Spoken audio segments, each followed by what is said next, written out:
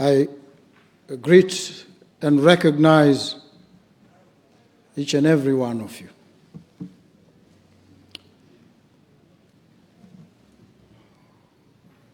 We meet here today. Esteemed Speaker, Botswana beso, esteemed residents of this republic, friends of Botswana, greetings to you all. May I request that we start by rising for a moment of silence in honor and remembrance of all those who have departed since our last sitting. Fellow members of this House from the previous Parliament, citizens and residents, public servants, including erstwhile Member of Parliament for Kalagadi South, Dr. Micas Chimbombi, whose services and sacrifices have strengthened our nation. Moment of silence in their honor.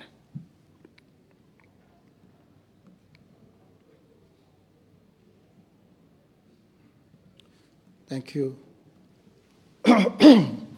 May God Almighty grant their souls eternal peace and continue to protect and comfort their families and loved ones. We must express our deepest gratitude to Him who blesses us. In the words of Roman scholar Marcus Tullius Cicero, gratitude is not only the greatest of virtues, but the parent of all others. As such, we thank God Almighty for His grace and blessings. In the darkest times, it is His light that guides us, and on the brightest of days, it is Him who makes it so. I wish to point out that government has made some improvements to the way you will receive the State of the Nation address.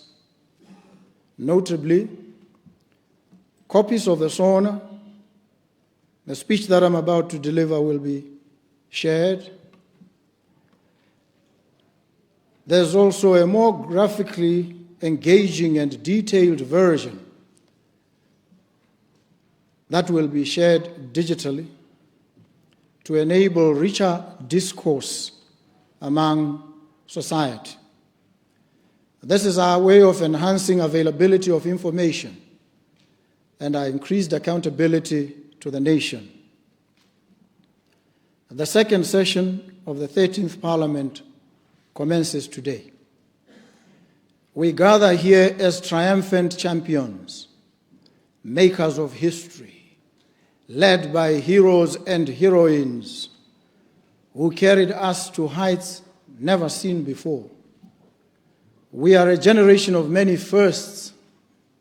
The first government led by the Umbrella for Democratic Change, UDC.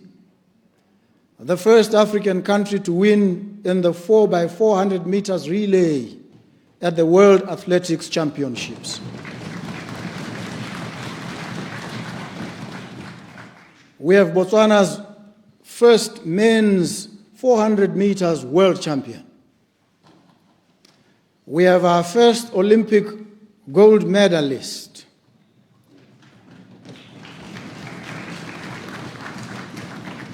Today, we celebrate what it truly means to be a Motswana. I stand before you at a pivotal moment, which marks another first in this country's history. For the first year of the UDC leadership has come to an end. The gloss and charm of novelty is now behind us. This was an interesting year where the shadow of economic challenges tested our resolve, not just the government's resolve, but that of the people of this country. With our hope tested by economic pressures, our resolve crystallized and became stronger. We know where we came from. We know why we needed change, and we know where we are going. Though we intend to arrive faster at our destination, we can only walk this journey one step at a time, this journey of 1,000 miles. In our words and our work, we honor the power of intention to build, to heal, to challenge, to uplift deliberately, purposefully, and together. Hence my selected theme for this year's State of the Nation address, the steady path, delivering on our promise one step at a time. This is a philosophy of governance that recognizes the depth of our challenges while affirming our unwavering commitment to overcoming them. It encapsulates a profound thinking captured by the English playwright John Haywood, that Rome was not built in a day, but they were laying bricks every hour. Hour by hour, we lay brick by interlocking brick. To the untrained eye, it looks like an untidy landscape of bricks strewn all over the place.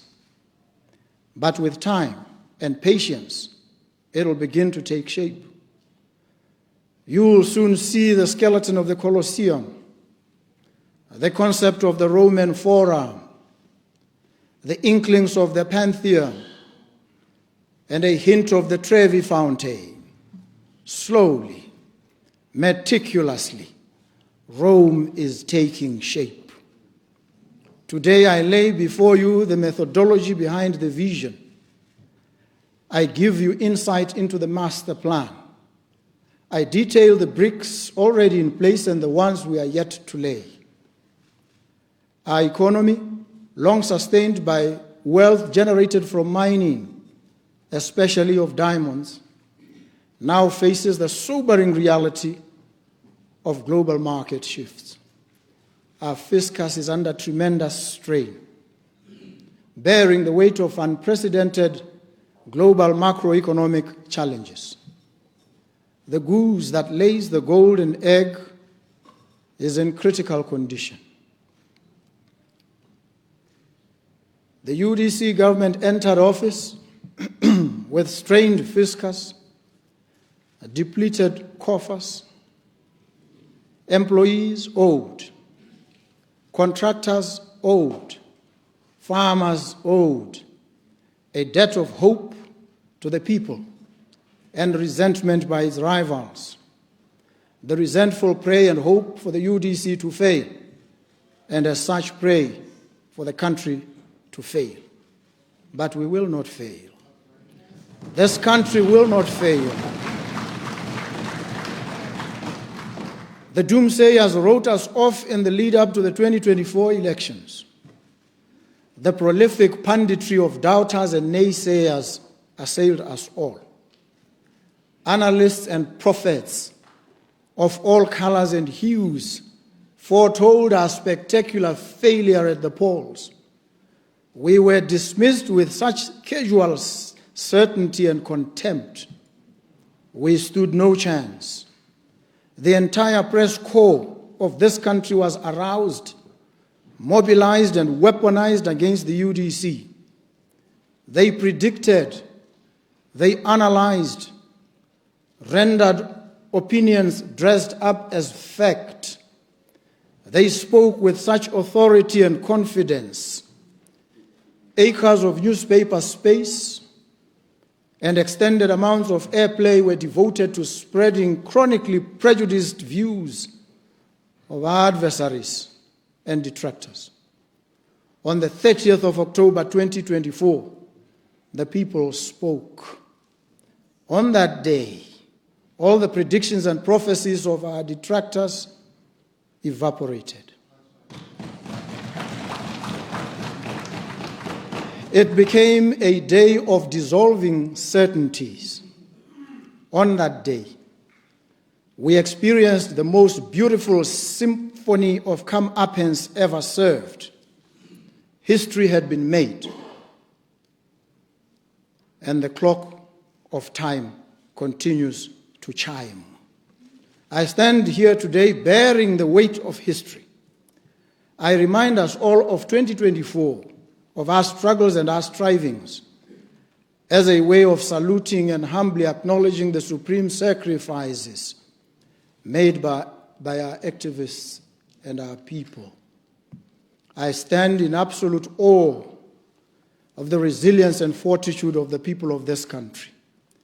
I remind those who cursed and dismissed us that their negative fetishes and fantasies did not happen then. They will not happen now, and they will not happen ever. I say this not to mock. I say it because it is the truth served raw.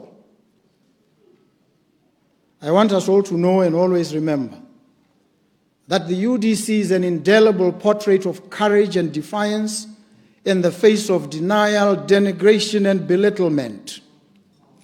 Our central and guiding concern is and always has been to transform the lives and livelihoods of the people of this country.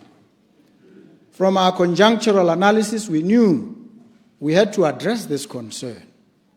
To achieve this objective under conditions of uncertainty, with diminished resources, and facing a vicious pushback, even from those yet to recover from the trauma of their failed predictions and prophecies. Undeterred, we made bold promises and solemn undertakings to our people. We promised to cut electricity and water tariffs by 30% and make them affordable to every household. We have delivered the 30% reduction in water tariffs and extended a 50% amnesty on outstanding bills for all households. This means that the UDC government forewent monies owed to the government by the people of Botswana so that the people have less financial burden, meaning the government took some of the people's burdens on its shoulders, despite having an ailing fiscus. We promised to increase old age pension from the then 830 pula to 1,800 pula per month. We delivered in the first year, and despite these economic hardships, a 68% increase from 830 pula to 1,400. This means that the UDC government, in the face of an ailing fiscus, increased its social spending on a vulnerable and marginalized group of elderly individuals to make their burdens that much lighter. We promised to increase the living allowance for tertiary students to 2,500 pula. We have, during this economic hardship, delivered in the first year for the hardest hit segment of the student community a very significant increase on the technical vocational education and training TVET allowance from 300 pula to 1,900 pula. What do those who resent change publish? They say the UDC government has outspent previous government's annual expenditure. They omit to tell you that the increase is caused by giving money directly to the people of this country that need it most, with a 68% increase to old age pensions and a 533% increase to TVET allowances. Mind you, we intend to spend more on our people who have more needs that necessitate the spending. The flashy headlines neglect to mention the people actually benefiting from the increased expenditure. When we give 300 pula allowance to nursing mothers, as we surely will, our expenditure will increase. When we attain the old age pension of 1,800 pula, expenditure will increase. When, not if, when we pay students their 2,500 pula allowance, expenditure will increase. When we begin hiring for our 24-hour public service economy, expenditure will increase. We have no qualms of conscience, absolutely, about increasing expenditure for the improved welfare of our people. We promised to deliver a proper constitutional review. In the first year, we've delivered visible progress.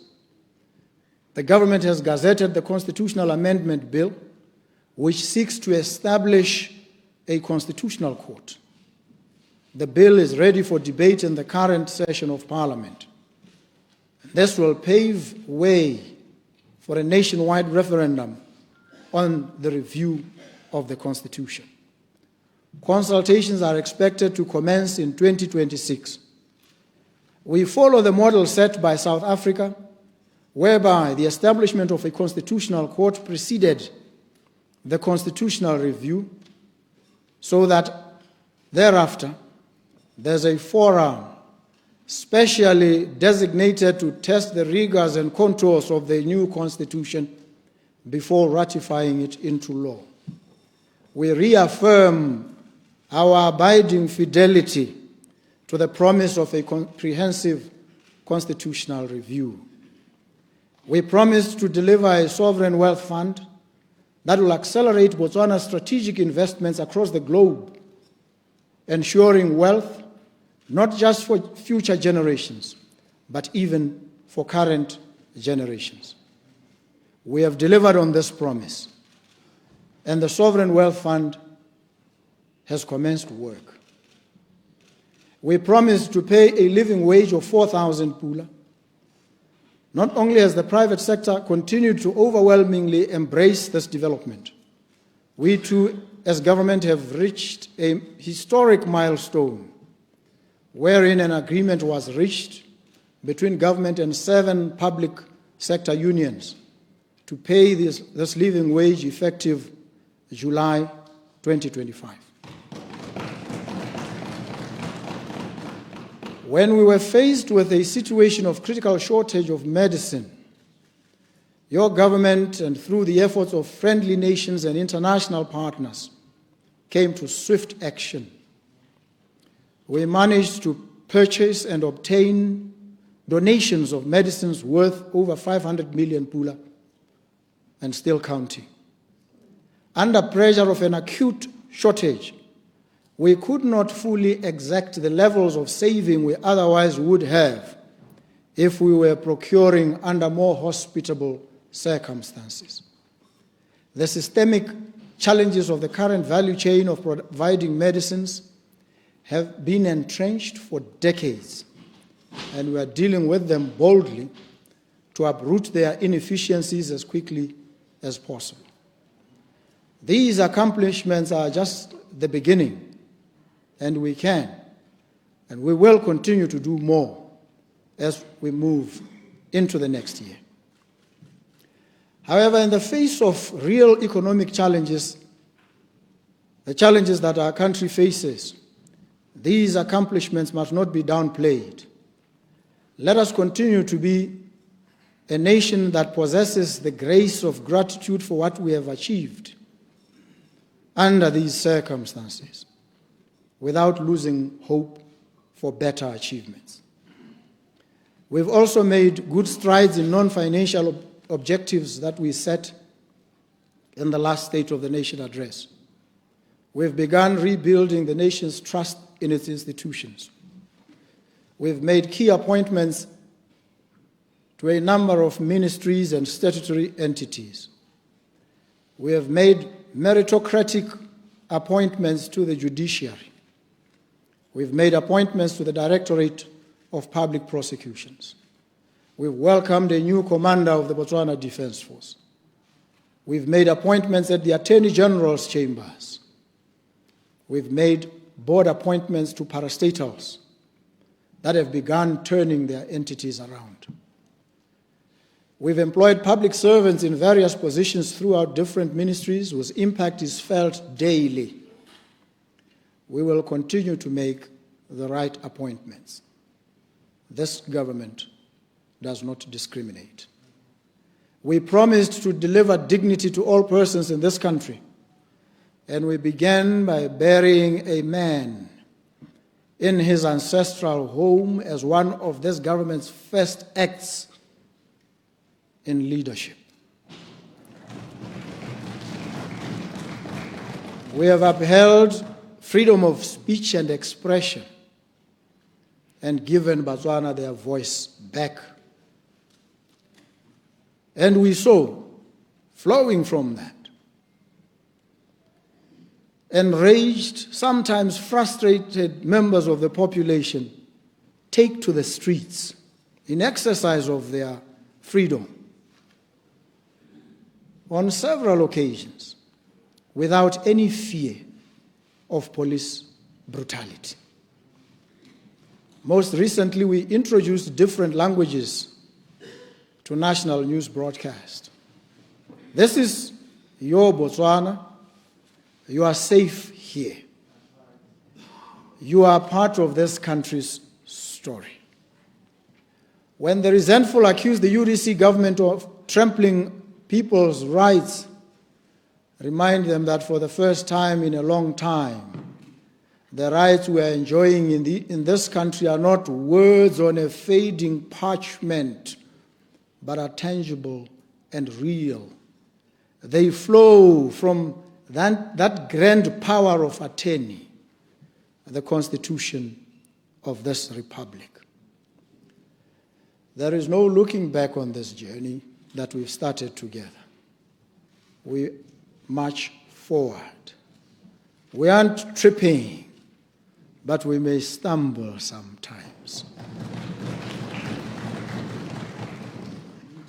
Botswana, your elected representatives spent a better part of the past few months traversing the breadth and dimensions of our country, listening to your ideas on how to take Botswana forward. Based on your valuable ideas and insights, we refined our roadmap as government to building, step by step, the Botswana we all envision, that of a nation of shared prosperity, of dignity, and of sustainable growth that leaves no one behind.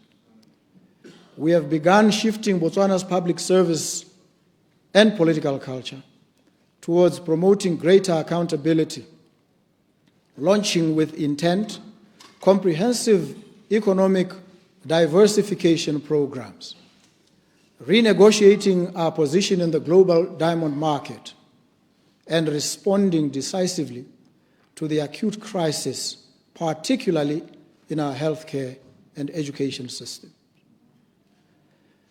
The UDC manifesto is a social contract upon which Botswana based their decision to appoint the UDC to lead and usher them into a new Botswana of infinite possibilities. Everything that we do, therefore, including especially the National Development Plan and indeed the Botswana Economic Transformation Program, BETP, all draw inspiration directly from and are anchored on this social compact. As such, my address to you today aligns with the pillars of this sacred national social contract. The first pillar, building a deep economy that offers each citizen opportunities for a happy and fulfilled life. Botswana has experienced challenges before, and each time we've emerged stronger, wiser, and more united. As the great Nelson Mandela reminded us, the greatest glory in living lies not in never falling, but in rising every time we fall. Botswana have always risen, and I declare to you with full conviction and fortified hope, Botswana is rising again to heights she has never reached before. The steady path we traverse as we navigate our economic challenges, though urgent, is not one of hasty shortcuts. It is a path of hard work and tangible progress aimed at diversifying the economy for resilience and laying the foundation for sustained growth anchored on good governance, security, and institutional performance that will endure for generations. In order to address these challenges, the government engaged in a rigorous process to develop the 12th National Development Plan, NDP 12. NDP 12 emphasizes inclusive growth built through a private sector-led economy. It buttresses ambitions that refocus the development process to drive towards our true north, a definition of our core principles and enduring ideals of our government for a high-income Botswana that is digitally enabled, export-driven, and economically diversified, where every citizen is employed, empowered, and fulfilled. A key driver of NDP 12 emphasizes economic diversification, job creation, and sustainable growth. And this is the Botswana Economic Transformation Program, BETP. BETP will accelerate Botswana's transition into a high-income economy with per capita income of 200,000 pula by 2036. The program will reduce Botswana's reliance on diamonds, diversify exports, and create quality jobs for Botswana through inclusive, competitive, and sustainable growth. BETP sets 3 objectives. Number 1, achieving high-income status by 2036. Number 2, generating large-scale quality jobs. And number 3, diversifying into new industries and value chains. The 4-week economic and social labs process united government, civil society, the private sector, academia, experts, and development partners to design investment-ready projects and remove key bottlenecks. From the voices we heard in the villages and cities, from the hopes etched in every household, we shaped and developed a plan and a strategy, not just for recovery, but for restoration and renewal. The priorities we now pursue: economic diversification, accountable governance, human capital investment, and sustainable innovation, are designed to meet the moment and uplift every Botswana. These are not distant ideals, but practical commitments to create jobs where they are needed most, to restore dignity through health and housing, to empower youth with skills and opportunities, and to ensure that our economy grows not just in numbers, but in impact. This is how we walk the steady path, by turning national plans into personal progress and policy into lived realities. Agriculture has been identified as a sector that lays out economic transformation with the greatest prospects, immediate and long-term, for sustainable creation of jobs. This sector remains the mainstay of our rural economy and an imperative for national food security. To ensure the attainment of food security, rural development, and agro-processing opportunities, we need to raise agriculture's contribution to the GDP from the present levels of 2% to at least 6% in the immediate term. The sector is already undergoing a bold transformation aimed at boosting productivity, creating jobs, strengthening food security. Central to this vision is a renewed focus on livestock production, aimed at increasing the national herd from an estimated present level of 1.7 million to 5 million by 2030. Livestock contributes a larger portion of Botswana's agricultural GDP, anchoring rural livelihoods. Yet the sector faces mounting challenges of disease outbreaks, recurring droughts, poor land and resource management, and production inefficiencies such as low calving rates, high mortality rates, and lack of business development, which have eroded productivity and degraded the agricultural value chain. The national cattle herd has declined from 3 million in the 1970s to an estimated 1.7 million, with offtake rates languishing at 6% against a recommended 15%. In response to this decline, government launched in August 2025 a program aimed at boosting beef sector productivity through extension support. Services advanced by this program include animal health inspections, reproductive diagnostics, artificial insemination, and farmer training in sustainable livestock management. Furthermore, government, through partnership with the Green Climate Fund, is implementing a rangeland restoration project that is envisaged to improve rangeland resilience and sustainability.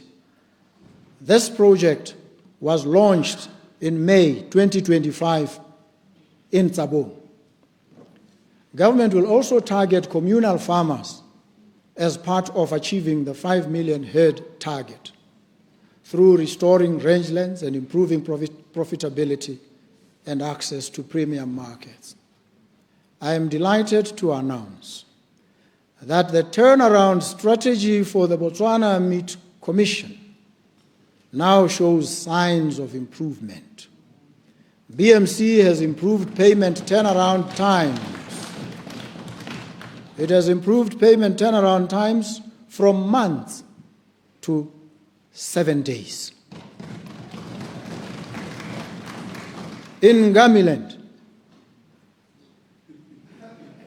the government has recently launched the direct cattle procurement scheme, where farmers are paid instantly. This scheme will greatly benefit the Ngamiland farmers, who for the longest time have not had market access. From ground zero, literally, no access to where we presently are. And we move forward with every confident stride, our gaze fixed on the future. On milk production, we've developed a focused strategy for the dairy sector through Milk Valley, a wholly owned subsidiary of the Botswana Development Corporation. For several years, progress was stalled due to the prevalence of foot and mouth disease in neighboring countries, which prevented the importation of biological assets, cattle. Currently, our local production capacity for milk and related products stands at 13%, and we are targeting an increase to over 60% by next year, from 13% to 60%. Those are huge orders of magnitude to which we've committed ourselves, targets. Recently, government completed a mission to Brazil to secure the importation of at least 1,000 Girolando cattle to kickstart this expansion. Milk Valley has secondary and tertiary capabilities. Missing in the value chain, the primary capabilities, and this is what we are addressing. We are finalizing the requisite import protocols and negotiating technical partnership agreements with sellers to ensure the successful commencement of the project. These partnerships will support us over the next 2 years by facilitating skills transfer to Botswana, who will be directly employed on the project. Recognizing that feed availability is essential for successful dairy operations, we are finalizing outgrower program guidelines to engage contract farmers around the Lobatse region in support of this project. Additionally, we are identifying other regions across the country for potential expansion once a business model is firmly established. The 2024-25 season saw a 34.2% increase in planted area compared to the previous season, yielding an estimated 144,000 tons in production, a massive improvement when compared to only 39,795 tons in the 2023-24 season. This is well within our manifesto objective of tripling food production yield and output. Another success and milestone delivered. Drought, pest infestation, floods and bushfires account for annual production losses of up to 5,000 tons per plowing season, which is why Botswana is shifting towards climate-resilient farming. Accrued horticulture production rose to 88,670 tons from 2,400 hectares, yielding an impressive 77,398 tons of vegetables and 11,272 tons of fruits. Again, evidence of great progress. This output meets 80% of Botswana's national vegetable demand and 29% of its fruit demand. Recognizing the importance of commercial scale farming, which would help us achieve the goal of national food security, we, together with a group of investors, arranged for 16 farmers from across the country to visit Bangladesh from the 25th to the 30th of July 2025. The team was led by representatives from the Ministry of Lands and Agriculture, let's say my horticulture market, National Agricultural Research and Development Institute, NARDI, and Botswana University of Agriculture and Natural Resources, Buan.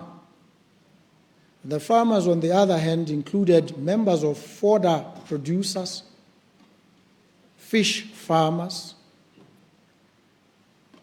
and the Botswana National Beef Producers Union, among others. These anchor farmers are now being facilitated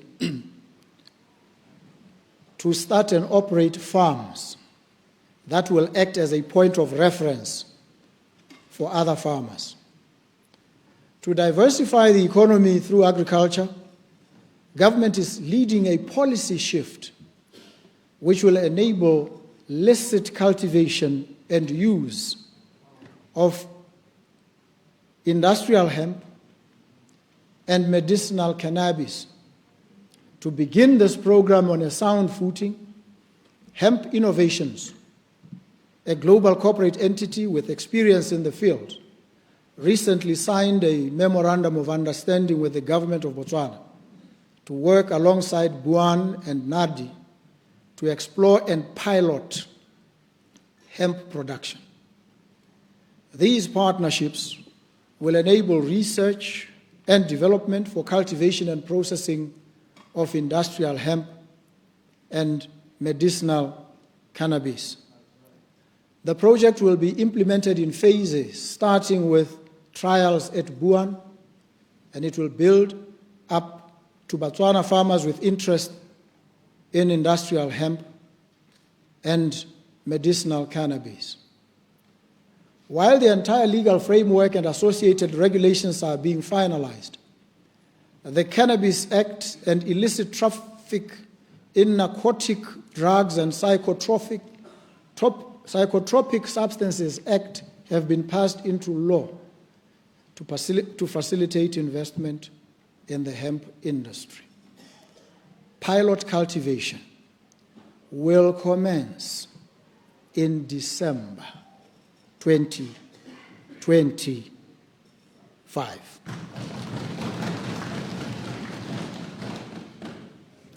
And it will commence in December 2025 under strict oversight by the relevant authorities in line with applicable laws and regulations.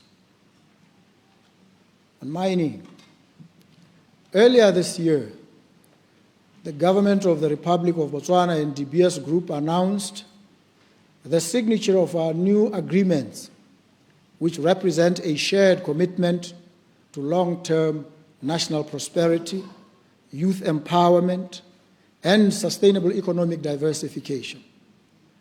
Under the new agreements, Okavango Diamond Company, ODC, accesses an increased portion of Botswana diamonds starting at 30%, increasing to 40%, and ultimately to 50% over the period of the new agreements. The ODC has announced that it is ready to undertake contract sales as an important step to diversify its sales model to handle larger volumes of diamonds. The extension of the Botswana mining licenses to 2024 will enable Botswana to deliver long-term value from its existing mining assets as well as mine life extension projects. Another key feature of our new agreements is the increased focus on marketing natural diamonds to preserve the long-term value of our diamond assets, a priority that becomes even more critical during periods of market pressure. Government is now partnering with De Beers to develop, fund, and execute strategic marketing initiatives globally to enhance natural diamond desirability and demand. One such initiative is Desert Diamonds, recently launched in the United States through a nationwide campaign and partnership with key retailers ahead of the crucial end-of-year selling season. Further reinforcing this commitment to promote natural diamonds, Botswana became a founding signatory of the Luanda Accord in June 2025, marking a landmark pledge by diamond-producing nations and industry leaders to collaborate through the Natural Diamond Council to boost global consumer demand for natural diamonds. Since signing, Botswana has actively engaged with fellow diamond-producing governments to build support and momentum for this shared vision. While this administration is pushing for diversification of the mining sector, diamonds will continue to be a main contributor of economic growth and transformation for our country. It is in this regard that concrete steps are underway towards the acquisition of Anglo-Americans' shares in De Beers. Government will leverage a majority stake. I must state this and state it emphatically and unapologetically. Government will leverage a majority stake to align the industry with Botswana's national development goal of economic diversification through beneficiation. As part of Botswana's beneficiation strategy, approximately 1.4 billion will be invested to finance the construction of a plant for the production of critical mining chemicals essential to the battery sector, the mineral sector. The plant, which is to be Southern Africa's first integrated facility, will be developed in Palape, with access to a railway line connecting Suwa town, where soda ash as the biggest input will be sourced. So if Maung was similarly circumstanced, leader of opposition, there's no doubt it would be coming there.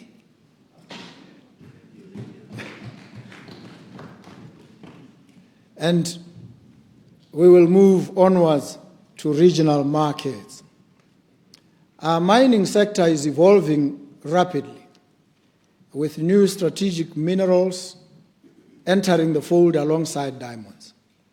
The Letlhakane uranium project, operated by Lotus Resources, is undergoing a major infill drilling campaign to refine its resource and support a 6.2 billion Pula mine plan, targeting 3 million pounds of uranium annually. Uranium. In Kanye, Giani Metals is developing the K-Hill battery-grade manganese project, having secured a mining license and a special economic zone investor license. The project aims to supply high-quality manganese for electric vehicle batteries, aligning Botswana with global clean energy supply chains.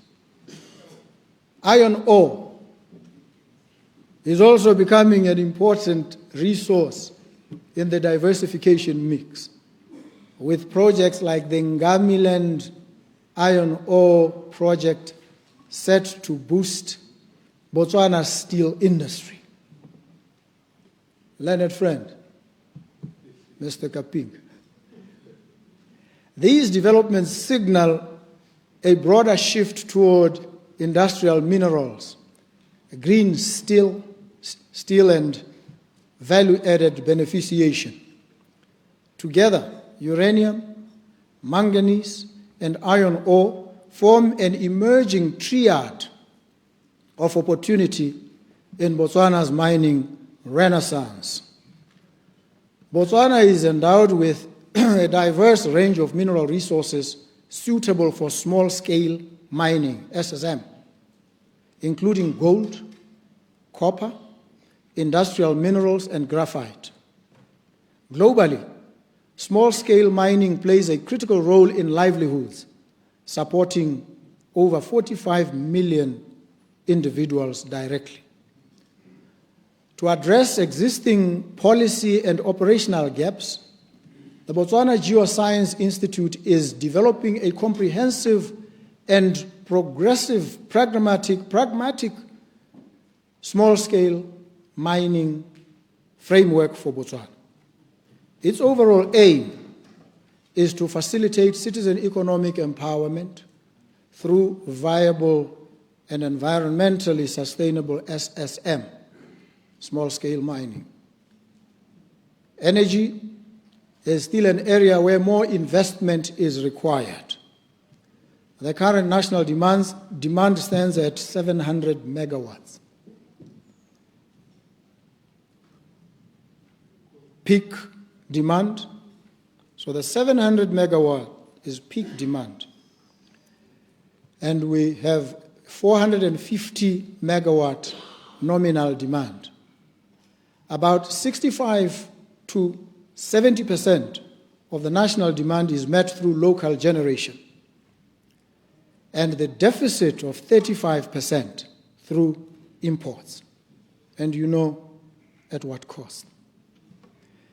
In order to ensure vibrant security supply and attain capacity for export, government has embarked on increasing local generation through renewable and thermal power. In terms of renewable energy, government is currently developing a total of 900 megawatts of solar PV, photovoltaic power generation in Mau, in Letakan, Isang, while 600 megawatts of thermal is being developed at Mamabula. These projects are expected to clear the energy deficit and serve the export market.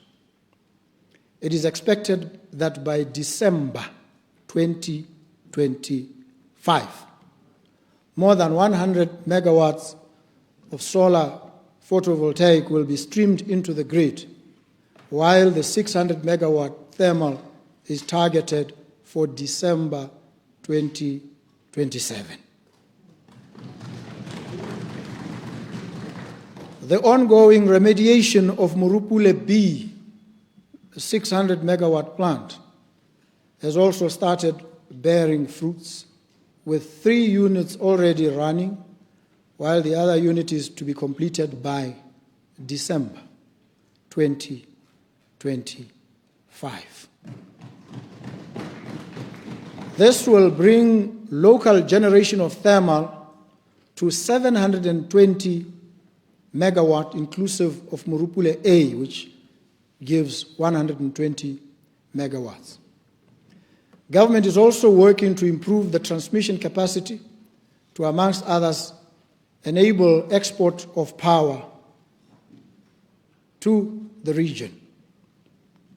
The Northwest Transmission Grid Phase 2 project is intended to improve transmission to the northwestern part of the country and also to provide for export of power to the north. Botswana bethu, our country is positioning itself to partake in the growing global market for renewable energy certificates.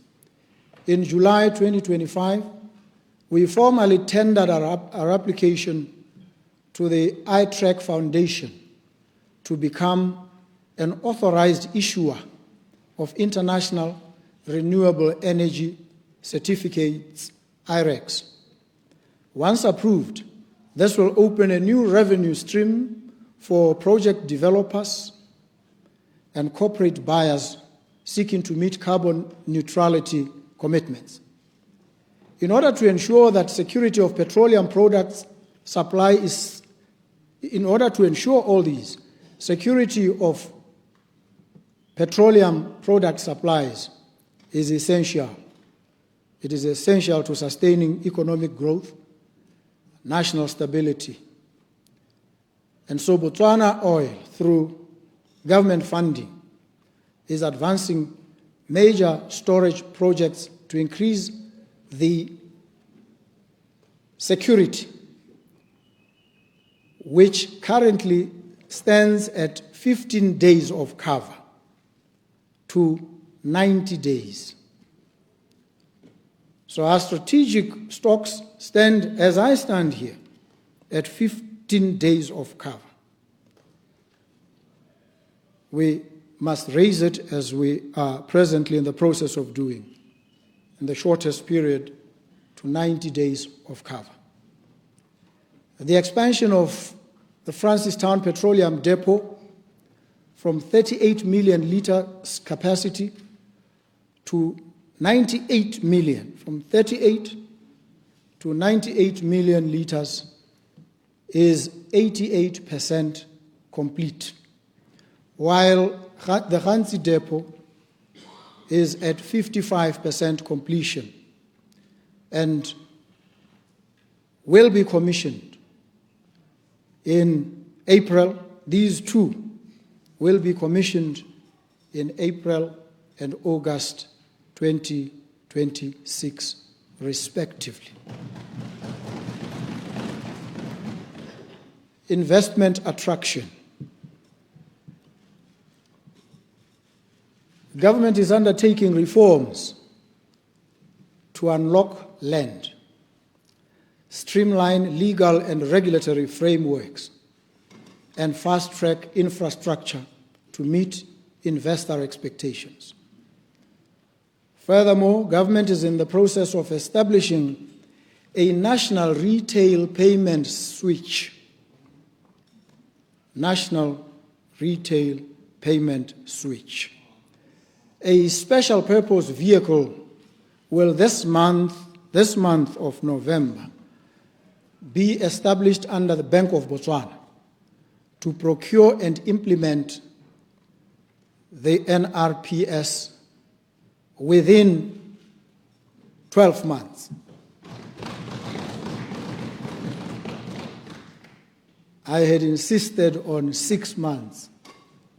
I fought. There was a serious pushback and I was defeated by the technocrats.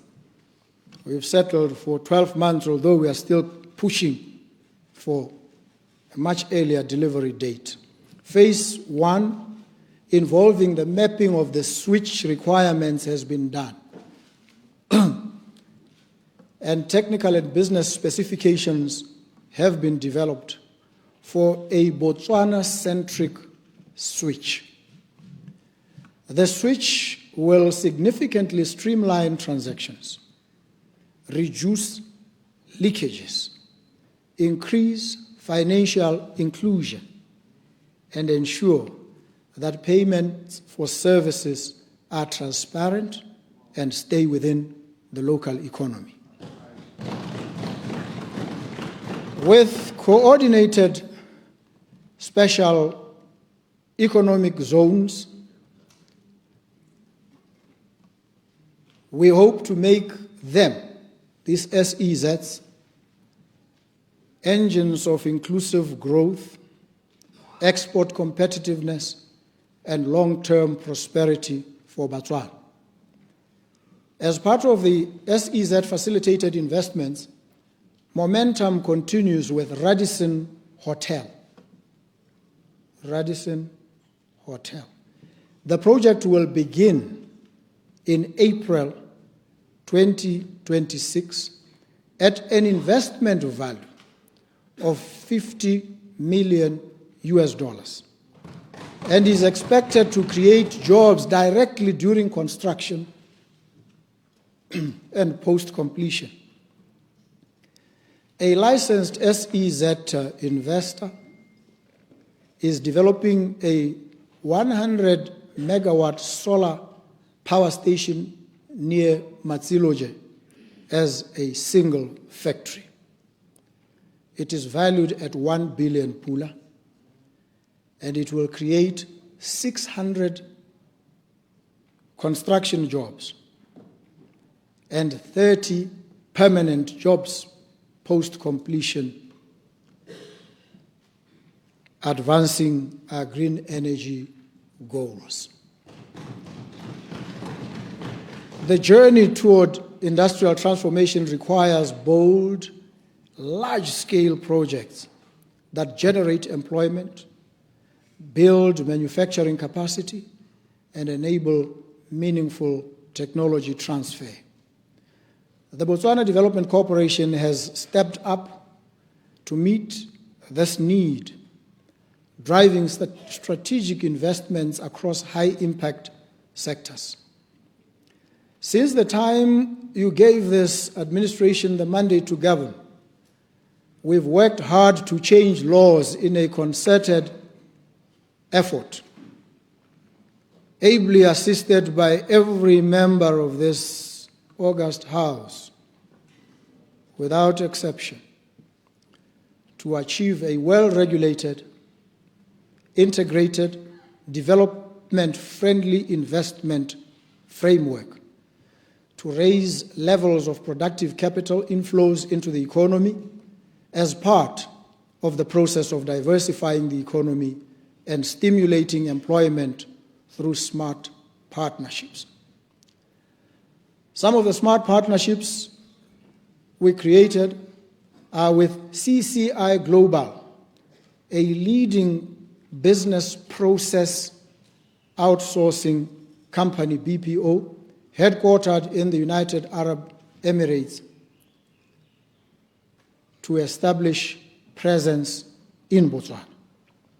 CCI has approximately 10,000 employees across 5 continents, including Africa, Asia, and North America, servicing major offshore markets in the USA, Europe, and the Middle East.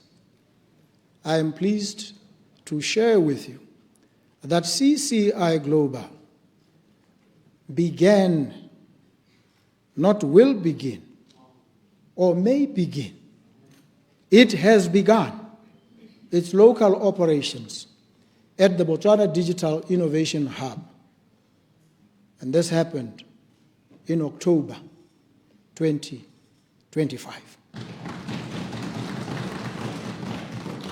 This initial operational phase has already generated 51 full-time jobs. And from the constraints of space at the place that they operate, this will increase over the next few months to 720 jobs. And over the next 12 months, we will reach more. We will, within 36 months of their operation, arrive at 3,000 jobs.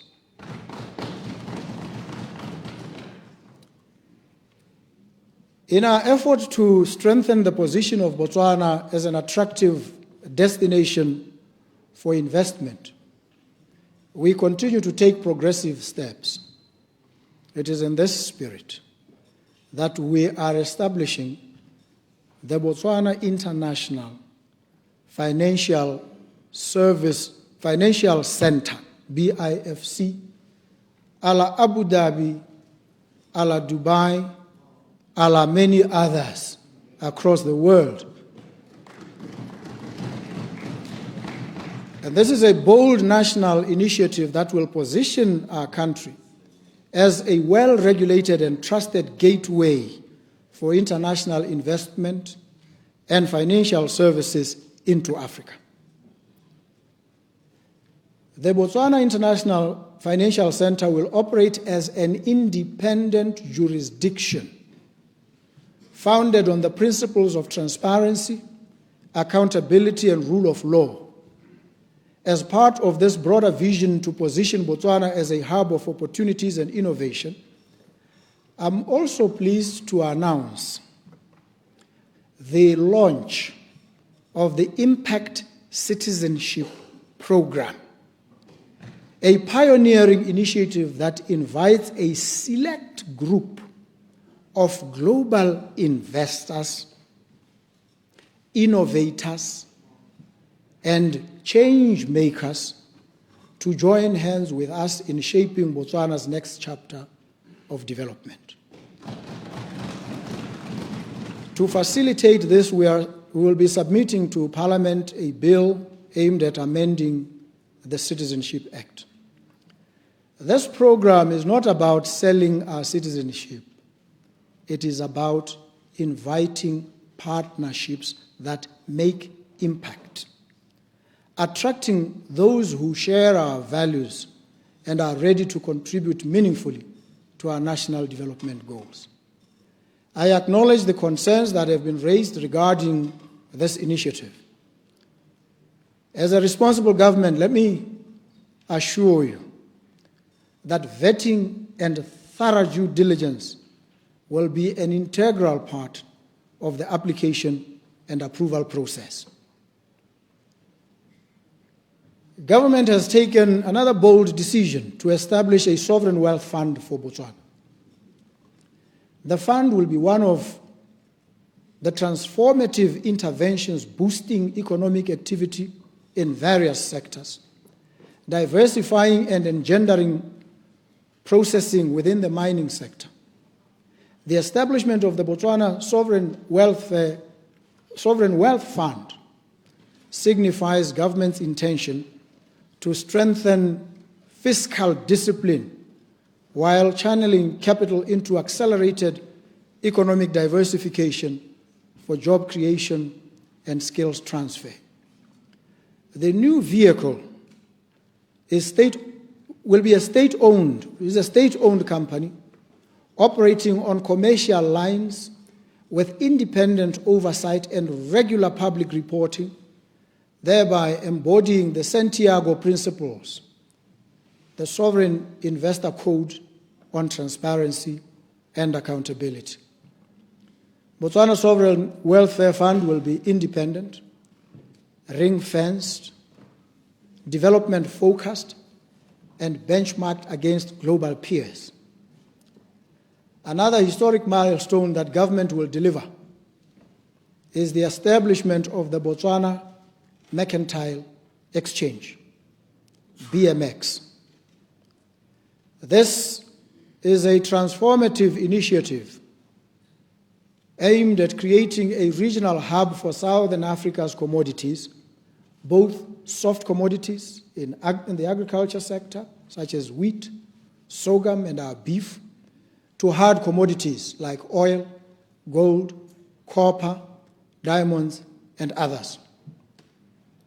The Botswana Mercantile Exchange will position Botswana as a regional hub for commodities, ensuring that Africa gets the full benefit of these natural resources.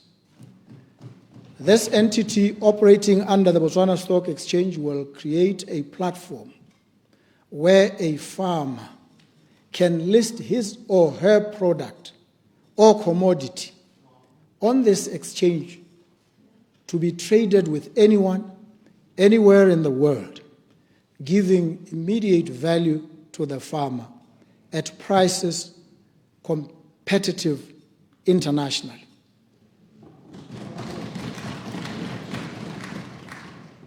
Our farmers' commodities will therefore become international commodities. The Botswana Mercantile Exchange will be operational by March 2026. Tourism remains vital in the economy of Botswana. With its extensive value chain and labor absorption capacity, it is a tool for economic development, playing a significant role in responding to the country's socio-economic challenges. The sector is also a significant foreign exchange earner. We are working together with all stakeholders in the tourism industry to double Botswana's international tourist arrivals in the next 5 years, with a view to creating more jobs and increasing the sector's contribution to GDP. What does this entail? Upgrading our airports, inviting long-haul flights into the country to facilitate ease of access for international tourists. Our fellow citizens are also becoming active participants in the tourism economy, with concession allocations in Ngamiland and Makgadikgadi serving as instruments of empowerment. Joint ventures in Kwai and Mababe have attracted 72 million pula in investment and created thus far 127 jobs, with other communities undertaking expansion projects through their respective community trusts. Sport and the creatives. These sport and the creative industries extend far beyond individual well-being and leisure. They have immense potential to contribute to the economy. This underscores the broader national significance of sport and the arts. We are therefore currently updating all the relevant policies and legal frameworks to unlock the potential of this sector and to support its growth. The cinematography bill, which will modernize Botswana's film industry with clear standards for production, distribution, and exhibition, will be tabled before Parliament in the current sitting. The reintroduction of sporting activities in our schools is therefore a valuable investment in the future, as it will enable us to nurture elite athletes, performers, actors, and diverse creative talents. I am delighted to announce that government has taken a decision to avail 200 million pula from the alcohol levy fund towards procurement of creative arts content from our young people. At the best of times, the budget was about 2 million. It now is being raised to 200 million. It will spur our creatives, our comedians, our performers, and other participants in the creative space to generate meaningful, entertaining, enhancing, fulfilling content. To the youth of our great nation, our most precious resource, more valuable than any physical asset we possess, we see your energy. We value your ideas. We admire your courage, your abundant and diverse talent and creativity, and your innovative spirit stand at the very heart of our national renewal. This administration is committed to creating the environment that will nurture your potential, support your entrepreneurial dreams, and harness your digital native capabilities for national development. We will not dismiss your ideas, but develop them. We will not ignore your aspirations, but invest in them. The Botswana we build tomorrow will be shaped by your imagination and courage today. Our country faces a pressing unemployment crisis, especially among the youth, at 38%. Government selected 186 projects across 9 priority sectors under the BETP. And these selected projects were partly based on their potential to create employment. BETP intends to create 512,000 jobs in the next 4 years now, primarily targeting youth.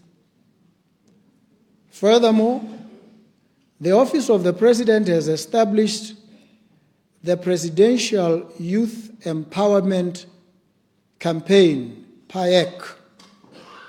PYEC is a high-level national program that is designed to coordinate efforts across sectors and has mobilized a task force to develop a coordinated, data-driven strategy in partnership with UNICEF, the Office of the Assistant Secretary General for Youth Affairs at the United Nations, and the United Nations Commission for Africa.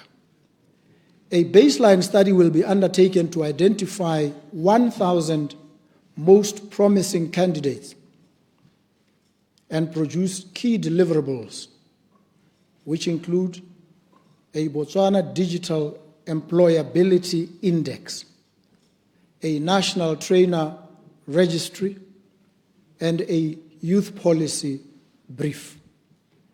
These tools will guide future interventions and ensure targeted impact, which we will scale to 10,000 participants. One of the projects to debut the Presidential Youth Empowerment Campaign is the Climate Smart Horticulture Development Program, which is a targeted skilling and capacity building program to develop over 500 smallhold farmers organized in clusters. To help young farmers meet buyer specifications, scale production, and access startup funding, a horticulture-specific fund in partnership with financial institutions will be established. Through collaborative efforts of various partnership organizations, beneficiaries will be facilitated to access both local and export markets through this program. Among the initial youth empowerment campaign projects, we have the Textile Acceleration Program, the Government Automobile Maintenance Program, the Digital Content Creation Hub, all of which have a component of skills development and mentorship for growth of priority industries and employment creation. Initiatives for development opportunities for Botswana youth will be delivered under the new agreements. The recently launched International Graduate Development Program is the first of such initiatives. This is a rolling 2-year program where Botswana graduates will have an opportunity to work across DBS global operations, developing future-fit skills for the diamond industry and beyond. University sponsorships for master's and PhD studies and internships with DBS for students from tertiary institutions across Botswana will be launched in December 2025 to provide opportunity for growth of skills and participation of Botswana in diamond beneficiation. Our new agreements with DBS provide for a diamond entrepreneurship program, which is on track to be launched in the coming months. This will develop Botswana entrepreneurs as diamantes or in diamond-related services through 2 5-year programs. All these initiatives are part of this administration's aggressive response to creating meaningful jobs for our young people. In acknowledgement of the challenges of drug and alcohol abuse that our young people face, government is in discussion with business partners to help complete and operationalize, in the last quarter of this financial year, a 50-bed youth-friendly rehabilitation center in Seruwe, with both inpatient and outpatient services. This is but one of the many steps that government is taking to wage war against this scourge so that no young Botswana gets robbed of his or her future by drugs and alcohol abuse. I know there's some concern that government is not fighting the drug problem enough. Let me tell you, in confidence, it is a very complex problem to deal with, where many of the institutions that would otherwise be enlisted in fighting the scourge themselves are complicit in perpetuating and fueling it. It requires skill. It requires a different style of handling some of these things. So it is not that nothing is being done. Sometimes you've got to go quiet and go deep in order to unearth the scale of rot that we have to contend with. Infrastructure development is critical to attaining long-term economic and social goals. As a land-linked country, Botswana provides critical connectivity in Southern Africa, being a key transit route to countries such as Namibia, Zambia, Zimbabwe, Angola, and South Africa, through the north-south and the Trans-Kalahari corridors. As a transit country, Botswana is poised to play an important role in facilitating intra-Africa trade, as the implementation of the Africa Continental Free Trade Area Agreement has commenced. Our transport legislation and standards are to be reviewed, harmonized, and aligned with economic communities' expectations. In line with the commitment of transforming Botswana into a transport hub for the 360 million strong SADC market, the government intends to improve the national roads network through high-quality tolled roads to ensure sustainability in the development and maintenance of roads in Botswana.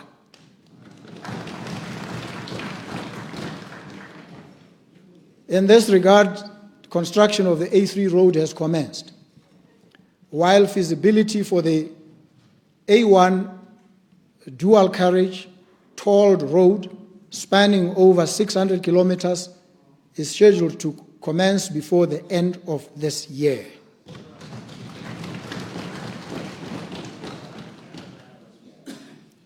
The eminent member has motivated that such projects be kept as far away from local contractors as possible. And I listened to him and I felt that if you take what he says at face value, you might not understand the point he's making, but he's making a profound and fundamental observation that the work in our infrastructure projects has been substandard. It's a fact. We acknowledge that observation. We may quarrel and differ with the proposition in relation to the solution, but we will not bowdlerize the submission that you made, which has merit and substance. I just wanted you to know. So our strategic location as a country positions us as a vital hub for trade and connectivity. Botswana's position in the Southern African region provides a distinctive benefit, unique to us, for us to become a hub for trade and connectivity. As the country advances its economic transformation and integration, rail transport is becoming increasingly critical to unlocking new markets. Rail. To support this, government is developing alternative rail lines. Mamabula Lephalale railway line and the Mosetseka Zungula Livingston line are being actively pursued as part of SADC's strategic plan of the North-South Corridor, NSC. Upon taking office, this government urgently reviewed the development manager model to assess its fiscal sustainability. The review was completed in March and published in August. It revealed serious flaws, including procedural gaps, weak stakeholder engagement, and misalignment with legal frameworks. Most concerning were the financial implications, as the structure and magnitude of associated fees placed an unsustainable burden on public resources. In response, government revoked all 3 presidential directives that had approved the model and its governance structures. 16 projects already under construction will continue using alternative delivery or financing methods. Members of the legal profession will know that in this space, the law asks one question. Even if you say this tender was unlawfully awarded, the law says, is the contractor on the ground? Has the contractor placed boots on the ground? If the answer is yes, even if you wanted to cancel, you can't. So the 16 projects fall in that category. Just explaining. But those in respect of which no boots had been firmly placed on the ground, a robust review is underway. Those that are continuing, alternative financing models. The rest, all the risks associated are being actively assessed. And we want to proceed under heightened oversight.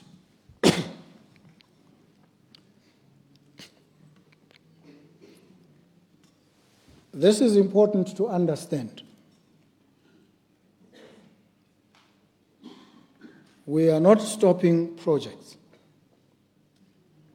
We are re-examining their sustainability under the models they were conceived under. The better then to deploy more responsible, more financially sustainable models. That's improved oversight. For the remaining 132, there are 132 that were still at conceptual stage. It is these that we are reassessing to explore better aligned options. The goal here is to ensure value for money and consistency with national priorities. Given the current fiscal constraints, the public-private partnership model has become essential for delivering key infrastructure projects without overstretching government resources. And in order to make it more responsive, the PPP framework is being strengthened through the BETP to make it more inclusive, transformative, and private sector-led. Private sector-led. Government doesn't have the money to deploy in some of these projects. But there's finance aplenty around. And we know finance, left to its own devices, can become dangerous and predatory. But finance, properly enlisted and deployed in the service of a development agenda, can become a very, very good servant. So we are enlisting capital here, finance, as a servant of development. So over the next 12 months, urgent milestones that we want to attain include tabling the PPP bill, deploying PPP functions, resourcing the PPP unit, and operationalizing the appropriate governance structure. These steps will ensure that PPPs deliver value, efficiency, and impact. The provision of safe drinking water remains a key priority for all of us and for this administration. The implementation of water and sanitation projects during the 2025-2026 financial year has mainly been focused on the completion of major projects. Projects such as the NSC 2.2, Palape to Mamashia water supply pipeline, contracts 1, 2, and 3. NSC 2.3, Mamashia to Gaborone water supply scheme, Lobatse water master plan, Molepulule NSC connection, Kamononya, Moshopa sanitation, Mamashia water treatment plant, Swapong South, Phase 2, Good Hope water supply, Phase 2.2.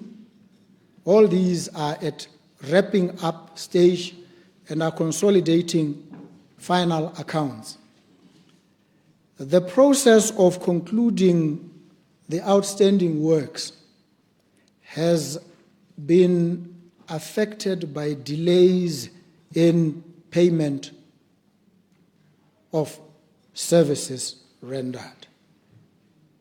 We've incurred a serious loss of time, suffered delays because we were either slow or unable to pay contractors.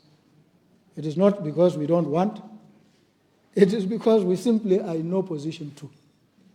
So our challenge, as I said, where do we find the money to deliver these much needed services?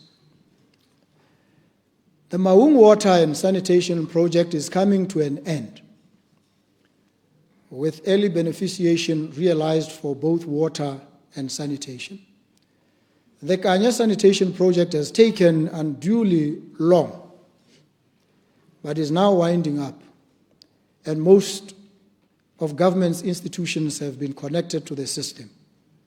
Pipeline gaps are being addressed to fully operationalize the entire scheme to enable the Kanya community to be connected.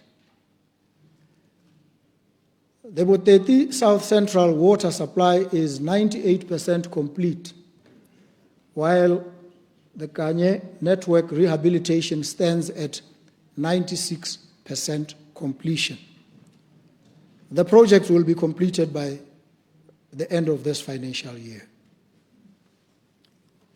Projects that were in their earlier stages of implementation by the beginning of 2025-2026 include Molepulule water treatment plant, which is now about 80% complete. Molepulule water and sanitation, 22% complete. Veda Makopong water supply, 50% complete. Dimajwe water supply, 30% complete. And Suwa, don't celebrate 30%, need to up the ante. Suwa water supply is at a measly 9% completion. And these projects as well have been seriously affected by payment delays. So they have tended to progress very slowly. Digitalization. Digitalization is the pivot point of our economy.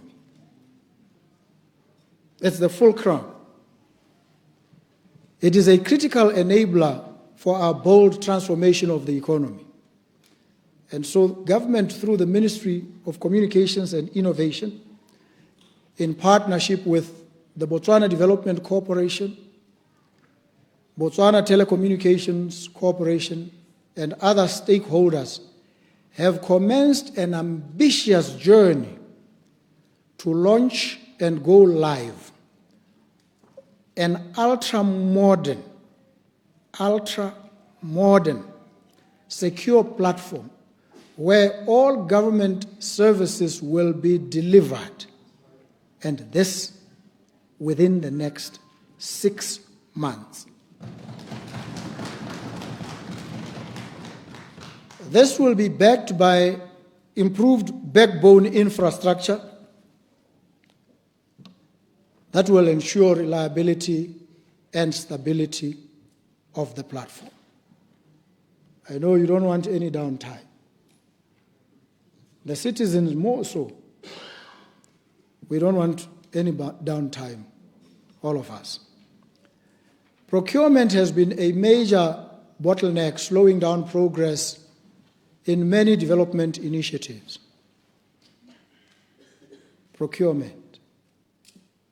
To address this issue, government will, this coming month, invite experts and expert companies to bid for the provision of e-procurement services.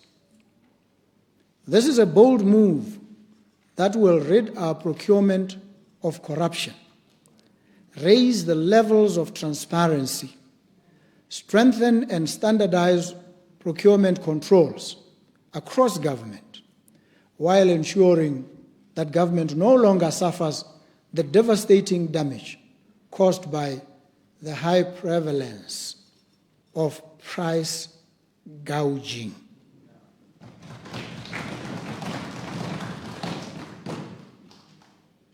And price gouging takes me into the next: healthcare, social protection, and gender equality.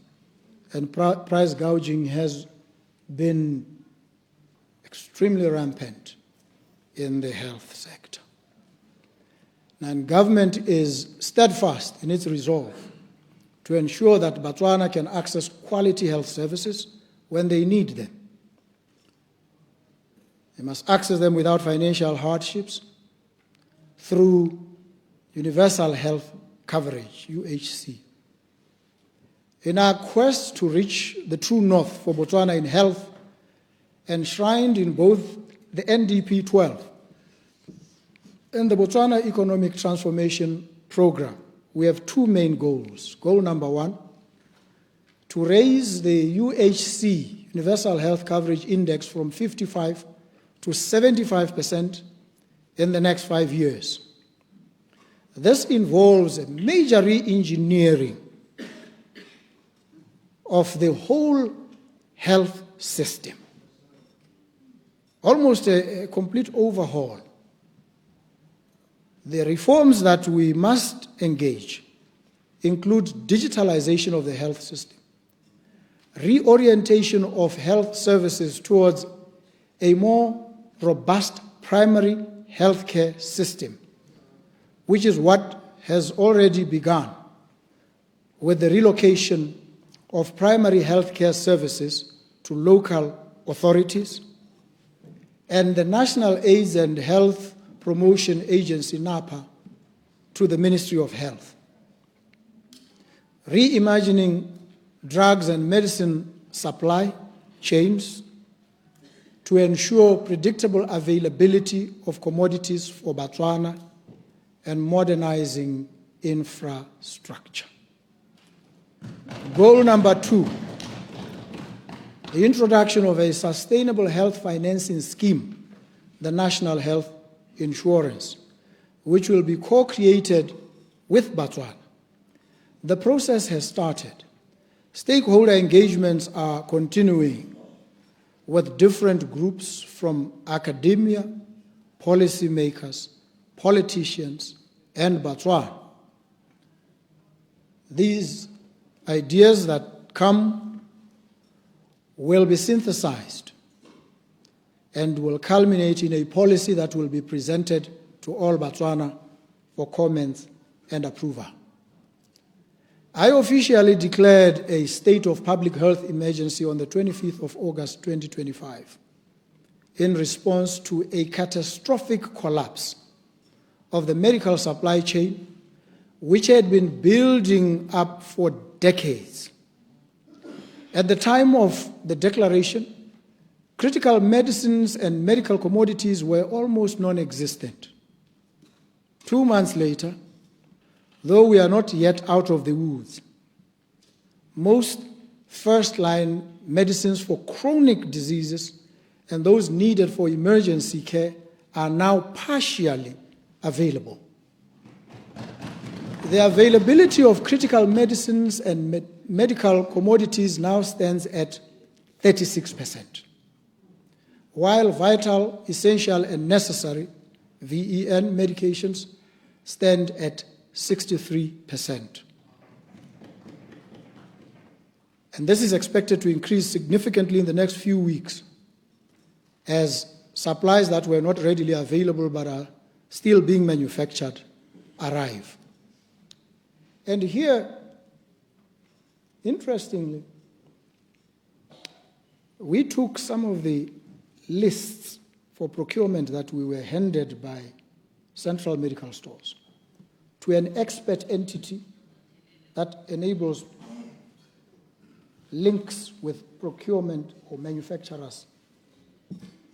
They assessed the list and they came back to us and said, your lists don't make sense. They are unreasonable. Why? Said you're a population of 2.5 million. The quantities that you've placed here are not justifiable for a population of your size. So CMS is giving us lists to procure at astronomically huge levels. The same CMS suffering expiry and destruction of about 250 million worth of medicines every year. So it's not just the list. You've got to study the list. You've got to put it through a rigorous process and realize not only are we almost being had, over the years we've been had big time. That's a debate for another day. So government has so far procured over 300 tons of essential medical supplies with additional shipments expected soon.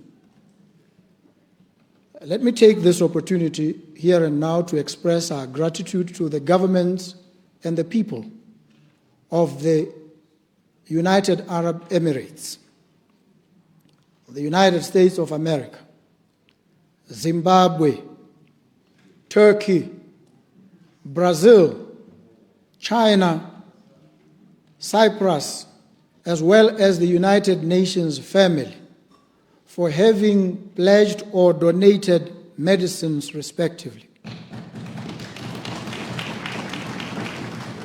To these nations, as well as local and global entities who have made pledges, we say, thank you very much. Thank you. Thank you ever so kindly. Government has prioritized the transformation of central medical stores, CMS.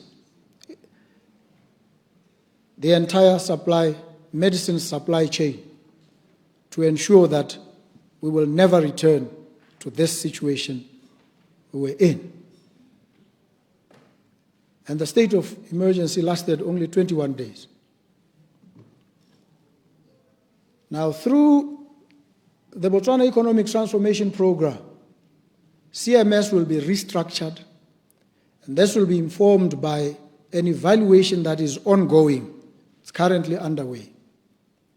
It is in keeping with the medium to long-term strategies that I detailed when I declared the state of public health emergency. Alongside this, government is undertaking necessary reforms that include immediate digitization to further address supply chain disruptions with medical commodities. Government has implemented several short to medium-term measures, and these include: 1, the establishment of Health First Botswana Partnership. This is a fund intended to raise funding to support the Ministry of Health with efficient procurement of healthcare supplies to meet the needs of our people sustainably. 2, the approval for the use of the emergency procurement method as provided for under the Public Procurement Act.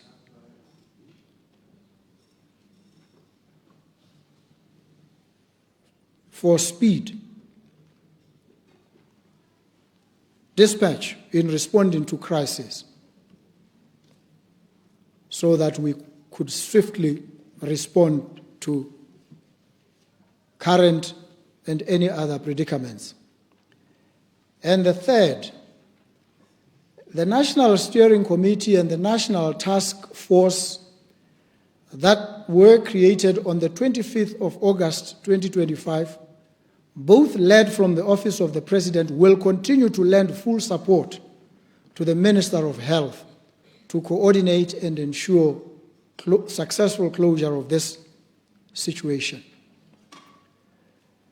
This administration inherited a health system plagued by non-functional and obsolete equipment where it existed at all. Because in other places, nothing at all. And these obsolete pieces of equipment require significant investment to either replace or rehabilitate. We have recently bought 2 new state-of-the-art X-ray machines for Princess Marina Hospital. And as a medium-term intervention, we are deploying 3 mobile X-rays in Gumare, Gweta, and Bubono, private hospitals, which have no radiology services. Laboratory services are also adversely affected due to this equipment that is obsolete, and an acute shortage of reagents. To address this challenge and the high cost of purchasing and maintaining equipment, the Ministry of Health will now transition towards equipment placement models for both laboratory and radiology services with both local suppliers and original equipment manufacturers at a cheaper cost than the current. The government will therefore only pay for the tests, while equipment owners who would have deployed their equipment in our facilities will be responsible for the maintenance of the equipment and the provision of reagents under strict service level agreements. Cervical cancer remains a leading cause of cancer deaths in Botswana. This is attributed to low screening rates as well as late diagnosis, among others. I was told by a crack oncologist from Yale University, and I'm sure it's common knowledge. They say this type of cancer is preventable. You need to vaccinate young girls by age 10. Vaccinate them. Immunize them completely. Protect them for life. We have failed. We haven't been able to do it. We must focus on this. And late diagnosis arising from lack of equipment and facilities. So government has invested in health promotion and education to encourage Botswana to have regular screening, and the facilities must be available readily, which will facilitate early diagnosis and better clinical outcomes. Now, as part of the global call and sustainable development goals to end malaria, tuberculosis, and HIV and AIDS by 2030, the government is fully committed to eliminating malaria by 2027. And Botswana is the leader in ALMA, leaders coming together against malaria. And Botswana is the president of that organization and initiative, led by my good self, on behalf of your good selves. So I lead together with you. We lead, all of us, without exception, the charge to end malaria by 2027. And we've made significant progress towards malaria elimination. And we've attained thus far an increase of about 43.5% reduction in malaria cases. And to optimize the provision of specialized care and ensure efficiency, government approved Sekitumile Masire Teaching Hospital to function as a state-owned public hospital. There was a problem here. There was a penumbral region in which this facility happened to fall. If you asked, it was no longer a public health facility. It was in the direction of being privatized, built at great expense to the fiscus.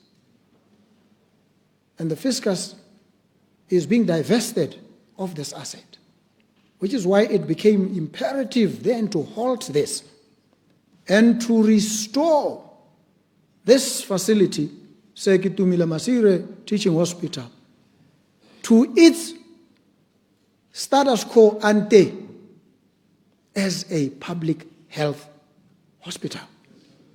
That is what it is now. And you remember when this began and was being given some impetus, when the minister announced that over 120 long postponed operations, which could not be undertaken, were undertaken, I think, in a space of 1 month at Sekitumile, because they have, I think it's about 9 theaters, 10, which were not used, not available as a benefit to the people. So it took a decision to turn this around and re-establish Sekitumile Masire as what it was initially intended to be. This is a big step. The aim is here to create a single pool of medical specialists with similar working conditions to enable the realization of the triple mandate of Sekitumile Masire Teaching Hospital: high quality clinical services, training, and research. I must acknowledge that the majority of our health facilities are in a deplorable state of disrepair across the country. To support the implementation of the National Health Insurance, this requires urgent attention. While our fiscal space is limited, we cannot afford to ignore the deteriorating conditions of our health facilities. Thus, the Health First Botswana partnership that will be sealed this month between the Ministry of Health and the Botswana Development Corporation will help urgently to address this challenge. Botswana Development Corporation has the skills and capability now, as it is positioned, to raise finance, capital raising. To do what? Fund the requirements of the health sector.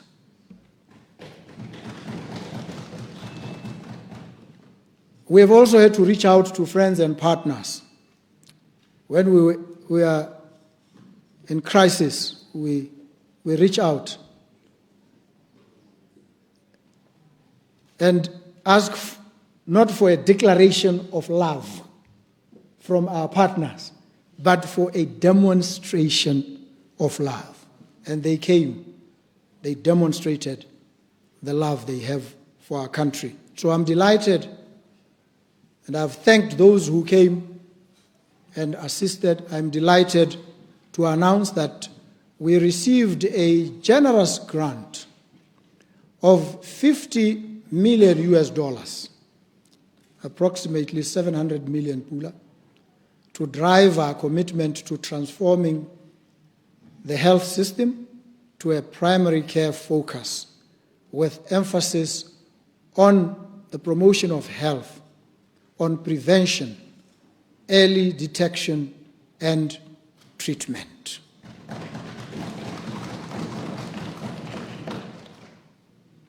On social protection, government is undertaking a comprehensive overhaul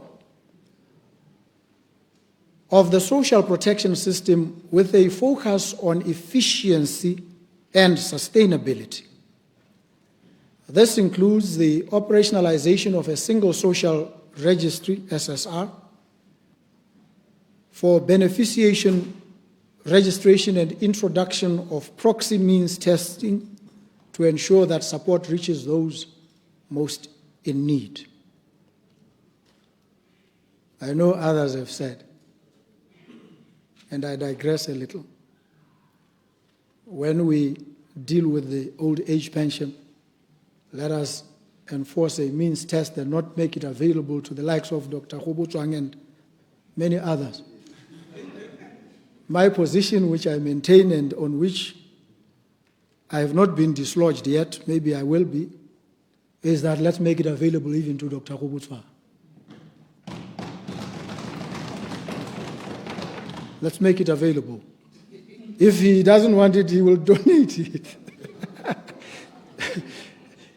So in keeping with our digital transformation agenda, the Ministry of Local Government and Traditional Affairs is automating key processes to enhance access, transparency, and accountability. These reforms, grounded in a thorough review of the existing programs, will culminate in a unified social protection policy developed in collaboration with our international partners and the private sector. So it will be the people and international partners and the private sector. The homegrown school feeding program as a key strategy to enhancing food and nutrition security among learners while boosting local agricultural production will be carried out. No doubt about it. This initiative will provide 2 nutritious meals per day to support the health and academic performance of our children. Importantly, it will create reliable markets for local smallholder farmers, fostering rural economic growth and reducing poverty. What are we doing here? By feeding these learners, we are creating a captive market for our local producers. The market will be ready and available. You produce. It is subjected to a quality assessment. It is collected and you get paid. You focus on your job of producing and not of running around selling, because the market is ready for you.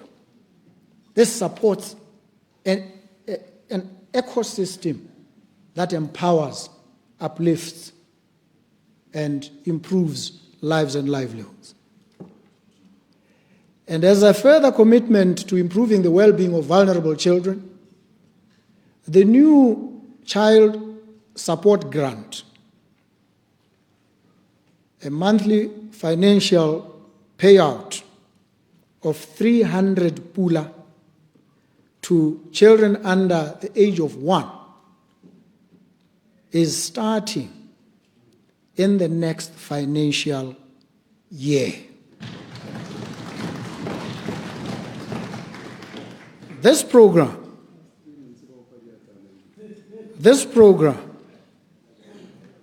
is designed to ensure that children receive a strong start in life.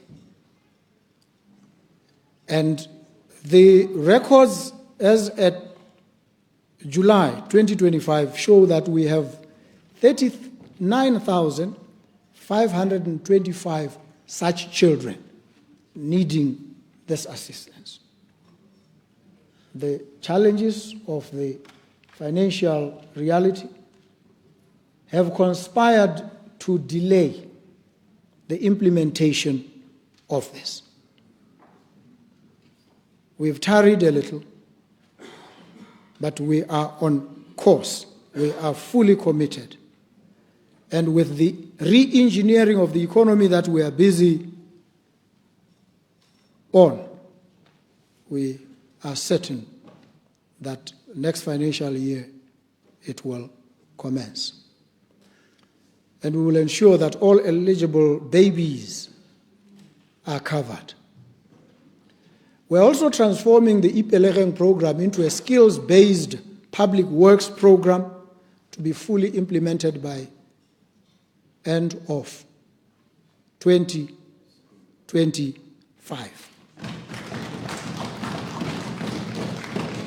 We're laying down bright lines, strict, exacting deadlines that others deem impossible.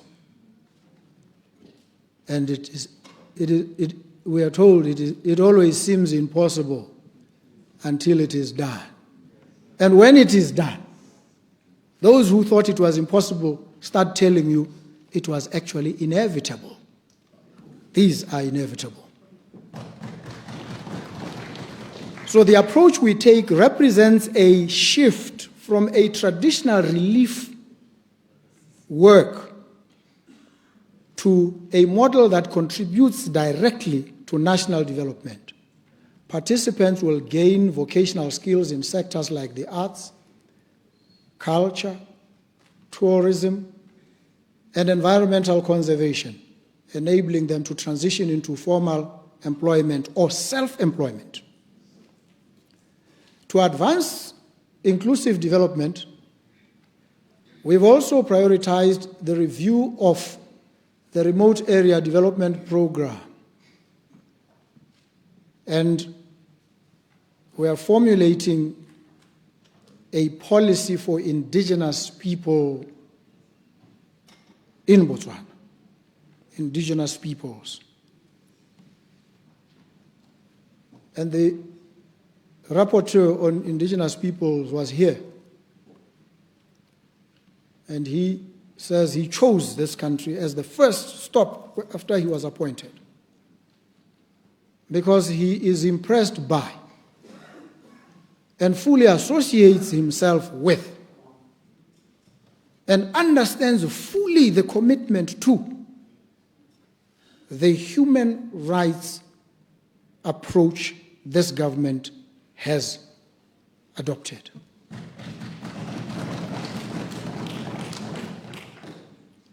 So these measures that I have given a charcoal outline of are measures that aim to address long-standing social and economic marginalization, particularly of the indigenous Koinen communities who for generations have faced displacement, exclusion, and limited access to essential services.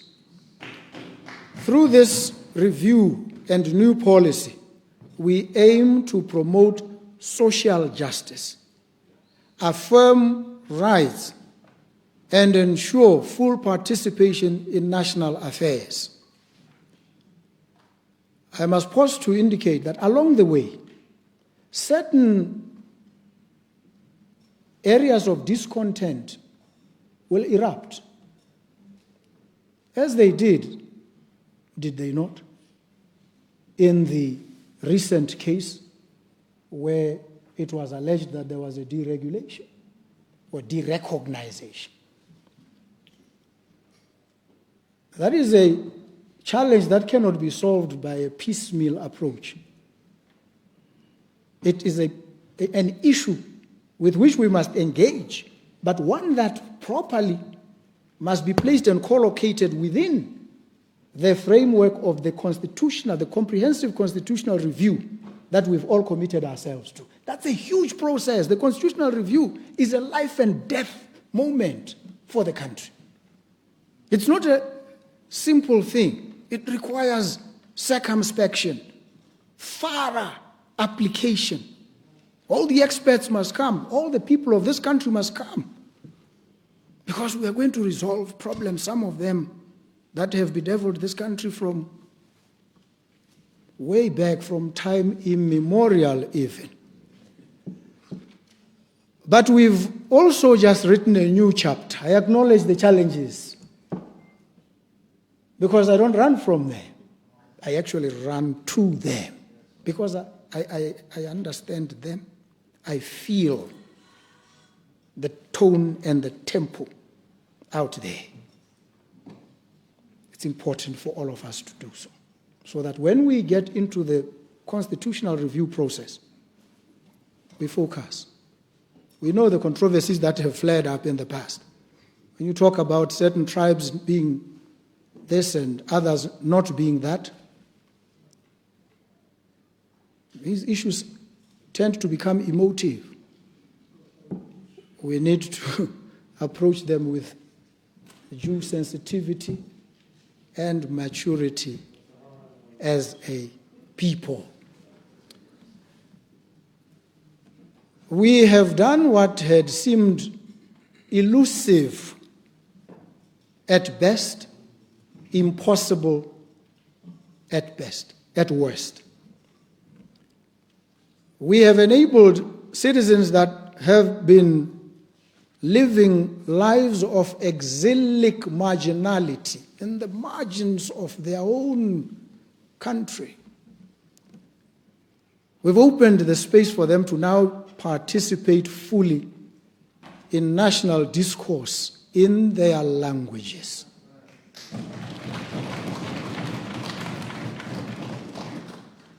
To feel the pride of recognition, appreciation, and profound validation. That's a priceless feeling. And as leaders, when you achieve that, you have every reason to be proud. Truly, it's a source of immense joy and pride to hear Sekhalagari iKalanga, Shiyei, and Naru through our public broadcast platforms. The people are happy. They feel now duly recognized as a part. And those who are not yet in the fold see that it's not just a glimmer. There's hope, there's real hope.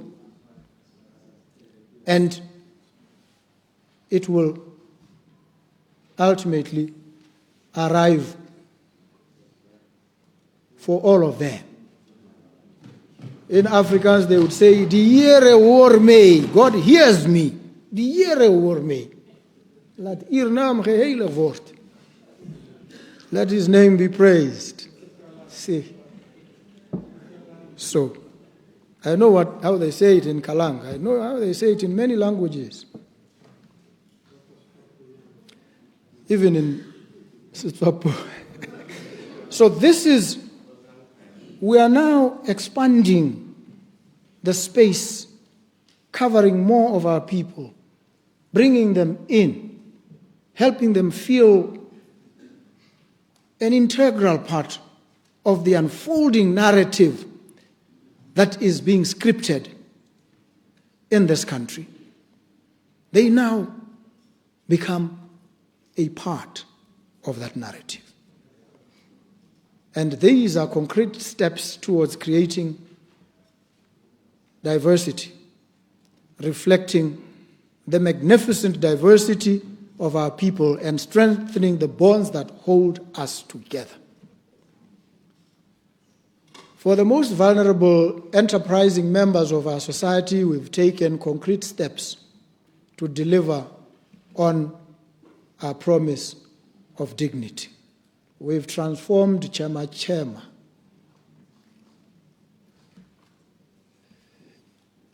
and converted the program into a grant for all recipients who had already signed contracts and received funds. And the decision was made to provide a real meaningful boost to our hustlers and small entrepreneurs to free them from debt and to empower them to truly grow their businesses. There's a whole reconceptualization of rendering assistance to small, medium enterprises. The idea is not to keep them as small enterprises, but to graduate them into bigger, better, more prosperous. Education, research, and human resource development. We know that education is not only a fundamental human right, but it is also a cornerstone of social and economic transformation. The current focus of government is to transform higher education and prioritize technical, vocational education and training, which has been identified as an anchor for economic transformation and job creation. The government is transforming the entire education system by adopting a STEAM-driven curriculum through the General Curriculum and Assessment Framework, STEAM. This framework is designed to produce a globally competitive workforce focusing on science, technology, engineering, the arts, and mathematics. The arts are critical. The humanities, humando, that which makes us human, the arts are critical. We need them there. In fact, you may ultimately realize, because it is said that anything that is repeatable, that is routine, will ultimately be done by a machine. They will devise some algorithms. It is the creative space where the machine will struggle to replace human ingenuity, human creativity. The arts are critical. And so we want to ensure the successful implementation of this new curriculum we are positing by prioritizing two key areas. One, teacher empowerment. Two, infrastructure transformation and digitalization. Teachers will be upskilled and retrained to deliver the integrated STEAM approach effectively. These transformations will target all levels from early childhood to senior secondary school and will be implemented to deliver the STEAM curriculum in the January 2026 academic year. We will teach Tora Tora wa rahu rahu wa, but we will teach it with a different style and smile, and bring the arts, the science, the technology, the mathematics in it. But we will teach it still. So the government is aware of unused and underutilized education facilities, and we are committed to implementing transformative measures where maintenance of facilities will be done through our TVET students. I could take more of your time and keep you here and demonstrate to you the functional utility of TVET. Very useful. So we will use them to maintain facilities and save costs, while at the same time advancing skills acquisition by them and supporting TVET. And so I'm pleased to announce to you that the construction of the Maung Center for Children with Severe and Profound Intellectual and Multiple Disabilities has been completed. Celebrate. Yeah. If you don't celebrate, I will mention that song. You know, you taught me that song. I was helping you sing it, and it gets you into trouble all the time. And I help you sing it so you get into trouble. So it has been completed. And it will accommodate children with disabilities of age up to 18 years. And this landmark initiative forms part of our broader strategy to strengthen inclusive educational infrastructure and to ensure that every learner, regardless of ability, can access quality education. In our continued endeavor to improve the state of education, the Ministry of Child Welfare and Basic Education, in partnership with the Ministry of Finance, is assessing or is in the process of securing finance from the World Bank amounting to 104,423,333 US, equivalent to 409,715,000 pula. And this facility will cover: 1, refurbishment of schools and expansion of access to secondary education across the country. 2, it will strengthen training and support for teachers. 3, it will establish a student learning management system. 4, it will promote early childhood development. 5, it will support out-of-school children and youth. And 6, it will advance technology, engineering, arts, mathematics, STEAM teaching and learning. As I speak, 12 new primary schools are under construction. Of these, 6 are in Odi,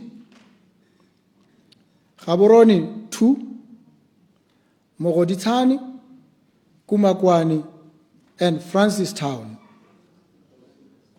These are practically complete, while the remaining 6 are progressing well.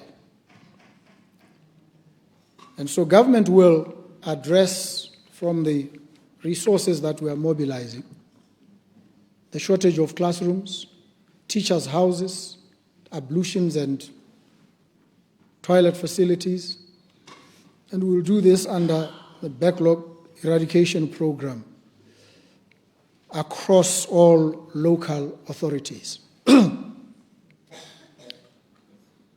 Bear with me, I'm drawing to a close. Need to take you on this tour de horizon so that we know where we are. Land, housing, environment, climate change, and the green economy. Botswana is committed to the Paris Agreement and global fight against climate change. Environmental, social, and governance, ESG principles, will be embedded into our national development and investment architecture. A comprehensive national environmental, social, and governance strategy is currently being developed and is expected to be completed by the end of this financial year. This strategy will lay a foundation and an action plan that will empower businesses and investors to integrate sustainability in their planning. In parallel, Botswana is strengthening climate finance architecture. In this regard, the National Development Bank is finalizing accreditation with the Climate Change Adaptation Fund, and government is actively exploring opportunities with the Green Climate Fund. These engagements will unlock new avenues for financing climate-resilient infrastructure, green innovation, and sustainable livelihoods, further reinforcing our commitment to a low-carbon, climate-smart future. Botswana is also developing a national carbon market framework supported by the World Bank and GIZ. This initiative positions our nation as a credible participant in the global carbon economy, leveraging our forests, grasslands, and wetlands to drive investment, create jobs, and empower communities. Capacity building is our immediate priority with support from UNDP. We are busy equipping government agencies, communities, and the private sector with skills development to verify and trade high-integrity carbon credits. This will ensure our carbon projects meet rigorous environmental and social safeguards. Once operational, carbon markets will accelerate economic diversification, channel resources to rural communities, and generate revenue for climate adaptation. In pursuit of our national commitment to environmental stewardship and sustainable development, in partnership with UNDP through the Biodiversity Finance Initiative, we've commenced the development of a comprehensive protected areas resource mobilization strategy and Partnerships Plan. This initiative represents a bold and forward-looking response to the financial constraints that continue to challenge the effective management of our protected areas. The accreditation of Kasane Kazungula and Shakawe as wetland cities under the Convention on Wetlands Accreditation, on the Wetlands Accreditation Scheme, affirms our leadership in safeguarding globally significant ecosystems. A national ecosystem assessment project is underway, offering a comprehensive evaluation of biodiversity,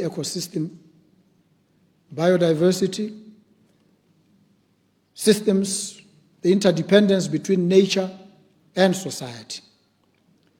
We are also addressing emerging environmental challenges such as e-waste, guided by a national strategy, and promoting green entrepreneurship through a waste value chain roadmap and business plan.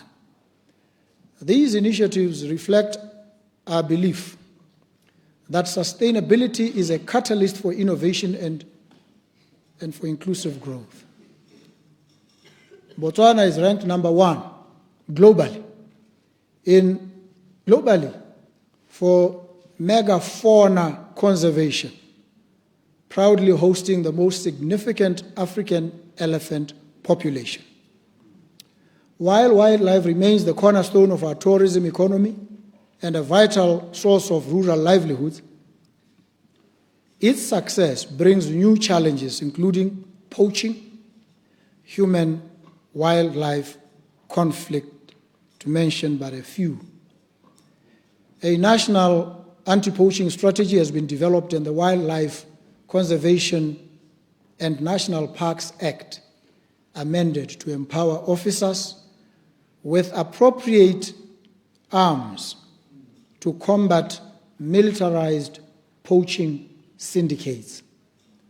The National Human-Wildlife Conflict Strategy and Action Plan 2025-2030 has been launched following nationwide consultations. This holistic framework safeguards rural livelihoods while promoting peaceful coexistence between communities and wildlife.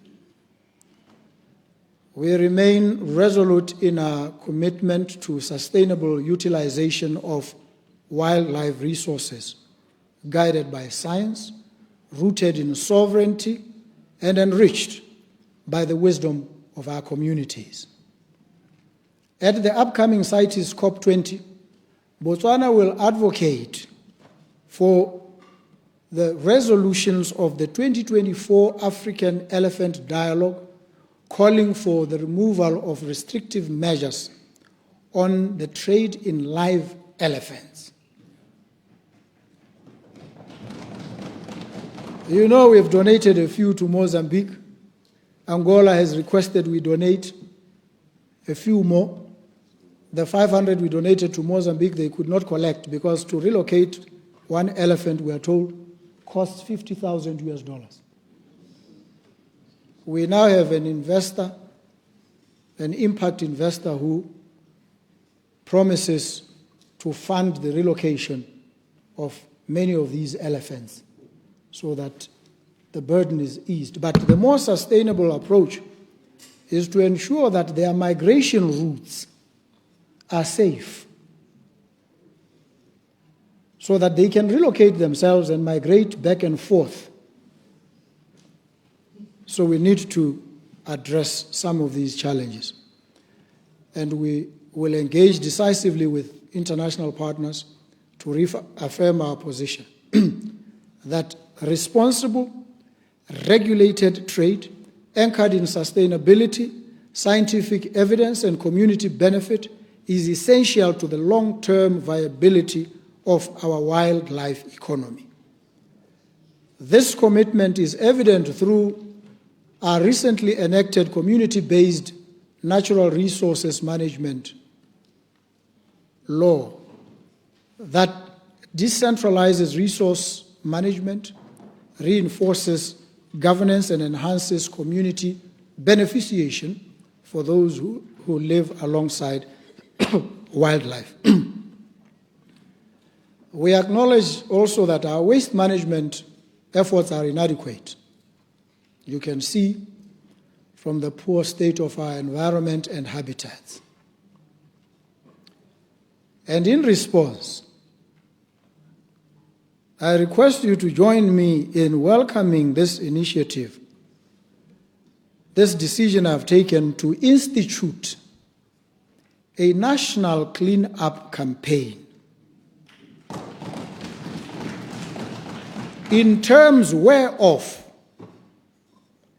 the second Saturday of every month is designated as a clean-up day, where every community member will take part in cleaning their environment. I call upon business institutions, all other institutions in the informal sector, to keep their immediate and greater surroundings clean at all times. Community leaders are particularly important in enforcing this new culture of cleanliness. Furthermore, government has taken a decision to ban single-use plastic bags.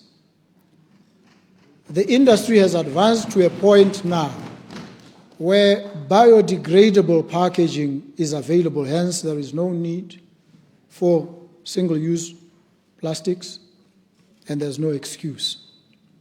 The modalities to implement these necessary interventions will be communicated by the relevant authorities following consultations. The cleanliness of our environment is a personal responsibility that should be ingrained in us as a habit. On social housing, we've launched the Bonno housing scheme nationwide, which is more than just a housing scheme. It is a foundation for dignity and a stimulus for our economy. Our approach here is twofold: building new units for first-time homeowners and improving access to affordable housing. Against the target of 100,000 units over a 3-year period, a total of 31,745 housing units countrywide have been contracted with various developers, with construction of 5,880 housing units across the country already having commenced and expected to be completed by end of the next financial year. And this number includes the 3,000 being built through Botswana Housing Corporation in Kale. In view of the current fiscal constraints, government has come up with a strategy to implement the majority of housing units with private developers through design, build, and finance models. In addition, as part of our commitment to provide shelter for our people, in July 2025, government acquired 1,223 units from BCL, and these were handed over to the Ministry of Water and Human Settlement on the 17th of October 2025. It remains now for all the role players to come together and work out a formula or mechanism for the allocation of these houses. Government acquired, government delivered. Democracy and good governance, the rule of law, respect for human rights, these are non-negotiable. They are preconditions for the transformation that we seek. But corruption remains a significant threat and a persistent challenge to Botswana's socio-economic development and governance. The ongoing forensic audit on government expenditure and functional efficacy of existing systems and institutions over a 10-year period will undoubtedly culminate in strengthening governance. It will foster a culture of transparency and accountability across the economy. Completion of the audit is scheduled for March 2026. And its findings will be acted upon. No doubt about it. In recognition of the need for a modern, independent anti-corruption institution, the government has prioritized the review of the Corruption and Economic Crime Act of 2013. The revised draft bill, currently under legal, this draft proposes the granting of DCEC with greater operational independence, including a redefined reporting structure and enhanced protections for the Office of the Director General. We draw from previous experience. We will not walk that road again. And the bill will be tabled for approval during the current sitting of Parliament. The delinking of DCEC from mainstream public service has been initiated, and it has been submitted for inclusion under NDP 12 with a projected budget of 35 million pula for development and 48 million pula recurrent. And once you approve this, it will lay a foundation for a more robust and independent directorate on corruption and economic crime. Crime stakeholder engagements regarding the project have commenced. Notably, Section 3E of the Employment and Labor Relations Act has officially delinked the DCEC from the public service, and implementation is pending the conclusion of the review of the Economic Crimes Act, Corruption and Economic Crimes Act itself. In line with our efforts to modernize electoral processes, the Independent Electoral Commission has successfully developed and installed a new elections management system. And this project is currently in the process of migrating data from the old system to the new. And this will significantly improve operational efficiency and introduce a dedicated poll staff management module to avert challenges relating to ballot papers for advance polls. The Ethics and Integrity Directorate continues to work closely with key stakeholders to safeguard the interests of our nation. The aim here is to establish a top-tier asset declaration system that will significantly assist in monitoring the assets, the interests, and liabilities to effectively detect corruption, money laundering, and acquisition of property from proceeds of crime. Further, the Directorate, in collaboration with the United Nations Office on Drugs and Crime, is in the process of developing comprehensive guidelines on conflict of interest. Government reforms remain focused on ensuring that every Motswana, regardless of their economic status or geographic location, can obtain timely, fair, and affordable legal services.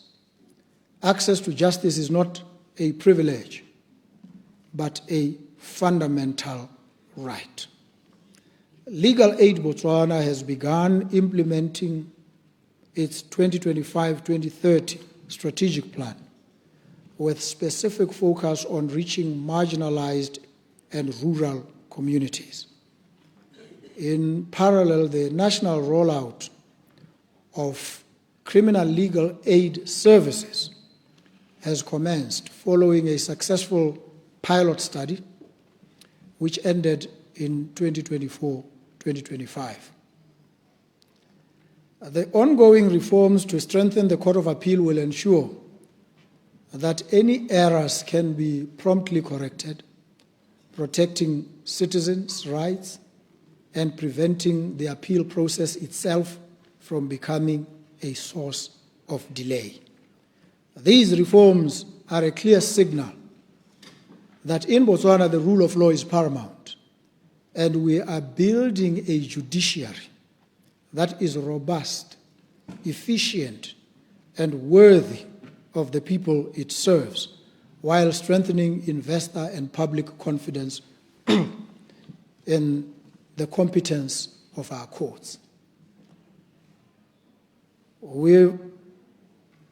The Judicial Services Commission has also appointed judges to both the High Court and the Court of Appeal, and this has increased the numbers at these levels substantially. The establishment of a dedicated criminal court division will also allow for specialization, leading to faster trials, more consistent sentencing, and a focused attention on cases involving personal liberty and public safety. The primary objective of the cybersecurity bill, which was passed into law during the July sitting of Parliament, is to establish and empower a cybersecurity institutional framework that ensures a safe and secure cyber environment. Very, very important. The small country of Estonia, they told me, experiences millions of cyber attacks daily. Millions. Botswana, where do we stand? We've also been attacked. Many of our institutions have been attacked. And this has resulted in loss of resources, loss of data, compromised security. So this cybersecurity law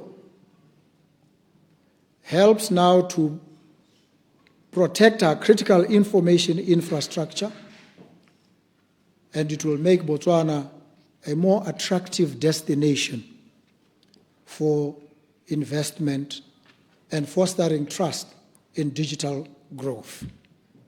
Investors will want to come here.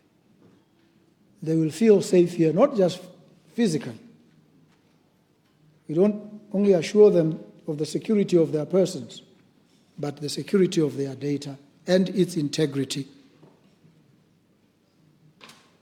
And so the Act provides for the establishment of a National Cybersecurity Commission, among other institutions.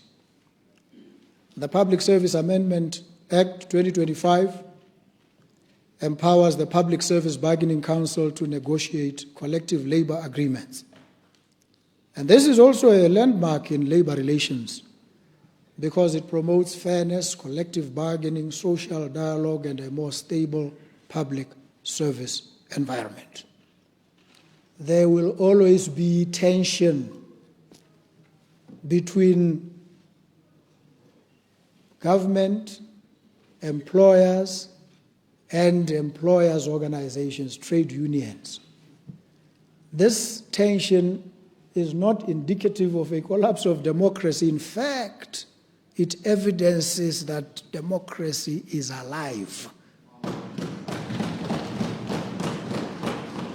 We will differ, we will be at loggerheads from time to time. It is to be expected. It is to be encouraged. Each party vigorously defending its turf. And in the process of that Socratic banging of heads, we will find each other as we always do. And democracy wins. Not democracy tied to a single version of itself. Democracy ever evolving, improving, and dynamic. So you know, because you are the ones who did this, that during this 2024-2025 Parliament, you enacted a total of 24 acts. That's a lot of work. But you can do more, you can do better. And we need more. And these acts are Refugees Recognition Management Act, which makes provision for the recognition and management of refugees. And this is also an affirmation of the commitment we made as a nation under the United Nations Convention relating to the status of refugees of 1951.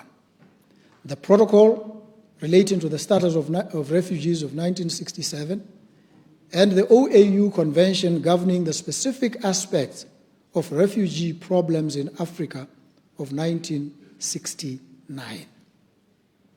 We've remained true to our commitments.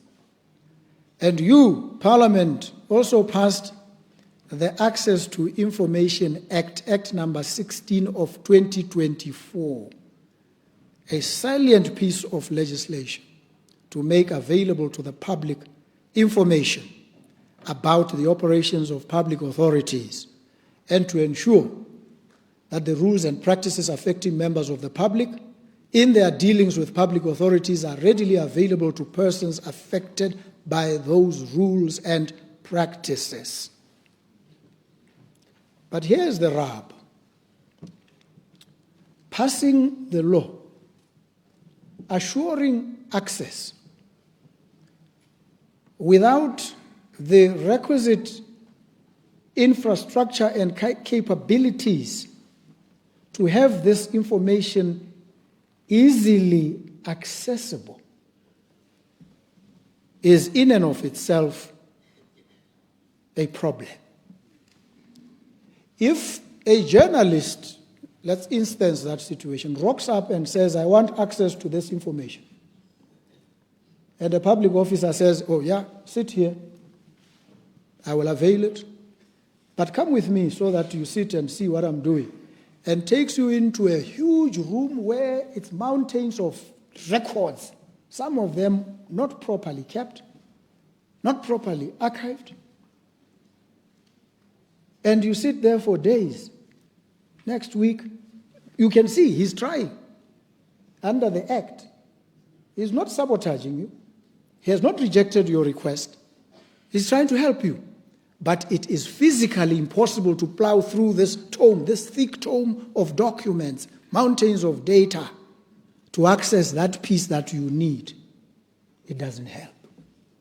That is why the digitalization of our records becomes absolutely critical. So that when you say you have access to information, you can, at the click of a button, get that information. So that if you don't get it, we do what they do in Sweden. In Sweden, if you ask for information from a public office, they are supposed to give it to you within 14 days. If they don't, you can go to the information ombudsman. And the information ombudsman can actually criminally prosecute the officer. But once we have data, information readily accessible in this manner, we will not have all these problems. And we need to then make sure that all the supporting, the ecosystem conduces to all these. We have also acceded to the United Nations Convention on the Rights of Persons with disabilities. We've made significant progress from a policy and legal reforms point of view, active civil society engagement and enhancement of public awareness.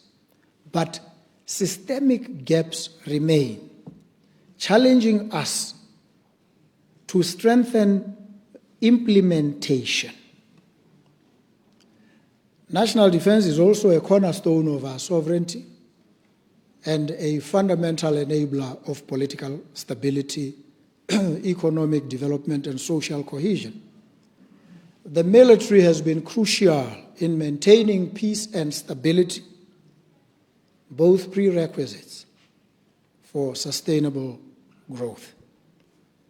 I have noted with concern, and we must all strongly condemn, the recent violence against police officers, which undermines our social fabric. Law enforcement officers serve to protect all of us, and they must be accorded respect.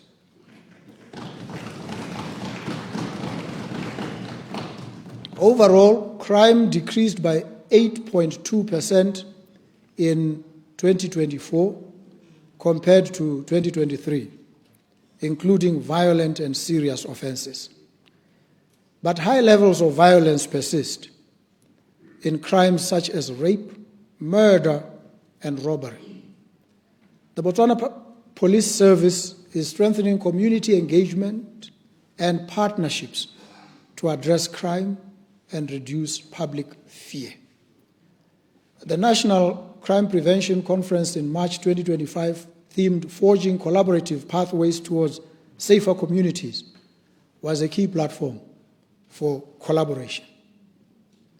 The new Police Public Partnership Directorate is expected to enhance police community cooperation further. But violence remains a huge challenge to our nation's moral fabric and our social stability. In 2024 alone, police recorded 14,020 gender-based violence cases, with 4,468 of these crimes committed against children below 18 years of age. These are not just statistics. They represent shattered lives, broken families, and a threat to our collective future. To address gender-based violence, the government is reviewing the national strategy towards ending GBV to infuse emerging issues and trends, as well as our human rights approach to the provision of services. You see, gender-based violence is a complex scenario. It begins and plays out in the most intimate of spaces, in people's private estuaries, in what is supposed to be the calm and comfort of people's nuptial chambers. It occurs there. How do the police enter into these private spaces without violating Article 9, Section 9 of our Constitution that guarantees the right to privacy? Where's the early warning system that tells us there's a problem here? If we looked around here, would we be able to pick it? We deal with this problem by alienating it from us or ourselves from it, by a process of othering in which we see ourselves as detached and immune, yet it hits everyone. It does not discriminate. You'll be shocked. Some of the most educated people, in terms of appearances, very cultured, but abusers. And some of them may be lurking right here as lawmakers, by the way. We need to be honest about these conversations so that when we engage, we are honest, we are sincere, we are serious, so that we may find solutions. And if we do that, we will not operate like those ancient farmers who would take a goat, tie all their problems, they mention all their problems, create a little load, tie it on this goat. And now it has a load of all these problems. And it is flung into the wilderness, the helpless animal. And it is supposed by this ritual to cleanse you, to exorcise your demons of violence. You scapegoat. That's where the word scapegoating came from. We sit here and we scapegoat. Sometimes scapegoat men, sometimes scapegoat women. We sidestep an honest engagement about the root causes and the forces that fuel this scourge. And as I say, it lurks in people's bedrooms, private spaces. Police prohibited from entering. Otherwise, they would have to come, and when you sleep in your bedroom, they will be lying somewhere there to police and make sure you don't stray into this scourge. But it can't happen like that. How do we deal with it? Let's be honest. Let's avoid finger pointing, scapegoating, playing holier than thou. It's a very dangerous approach. And so we are engaged in efforts to establish gender-based violence one-stop service centers.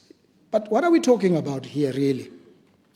We're talking about, I think, in the main centers where a victim can flee to and receive immediate help. But what are they fleeing from? Violence already inflicted or reasonably apprehended. The challenge for us is to find the cause and stop this. All of us. And stop scapegoating young Chombo there. Say she's not doing enough. What would you do? Tell us.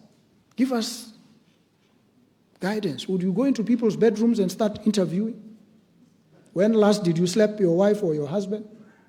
When did you yell at him or her? How do we deal with this problem? What are the other structural defects in society that feed and fuel this problem? We say it's a no-fault divorce system. But when you go to court to seek a divorce, we want you to ascribe fault. Tell us what is wrong with this person. We said it's a no fault. You should be able to walk in and say, I want out. And in 10 minutes you should be out.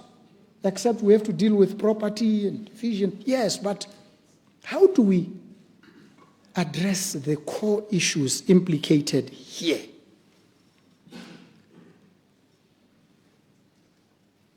I leave it to you.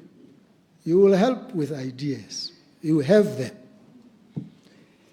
We have also started the integration of, that cohort special constables into mainstream policing. Those folk that were recruited as special constables. The problem again is those folks, if they had been put through the regular process, they would not have qualified then. So a special arrangement was created. Now we've said they must join the police force. And we take this decision when some of them are advanced in age. And the problem that comes now from the training ground is that they suffer so many injuries. It's a big problem. Many injuries because they're older.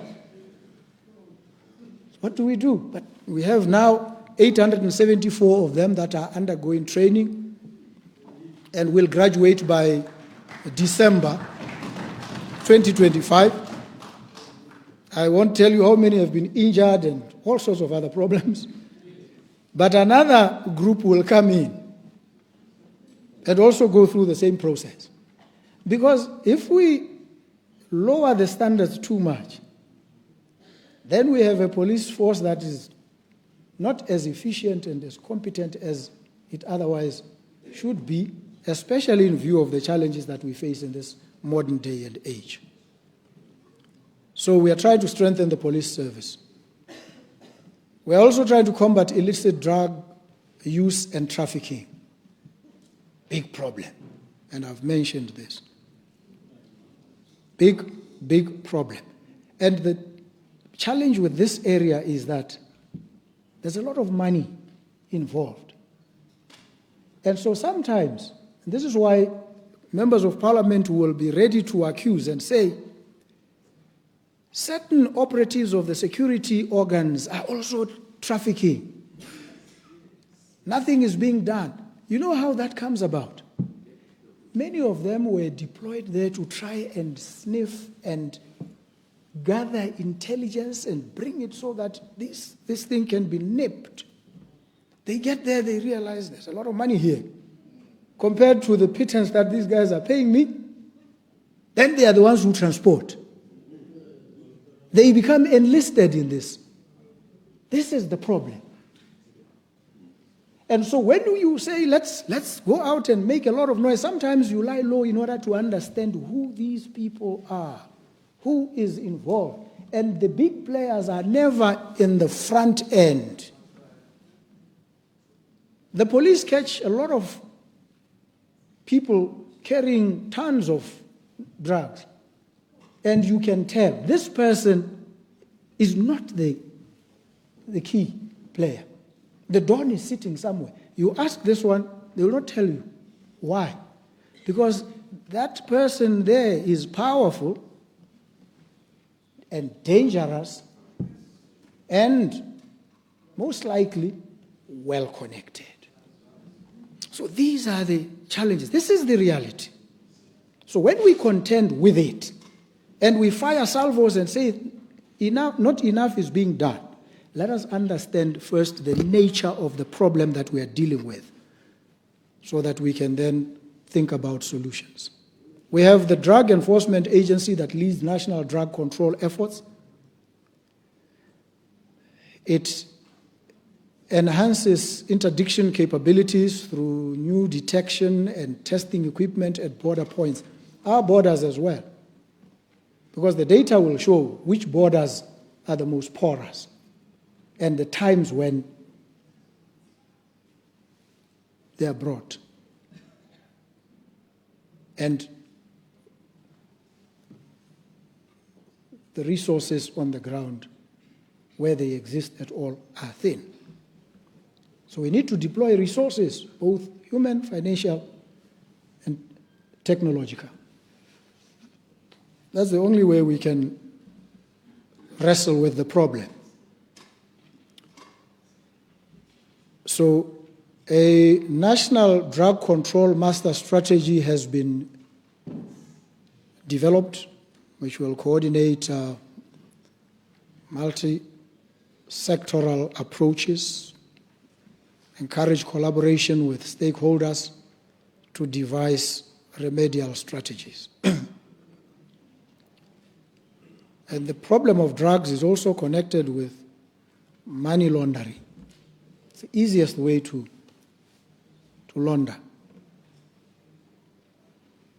And it also is related to the misuse of emerging financial technologies. So you, Parliament, have passed certain critical laws, the Virtual Assets Act of 2025, which provides for management, mitigation and prevention of money laundering, financing of terrorism and proliferation risks associated with emerging business practices.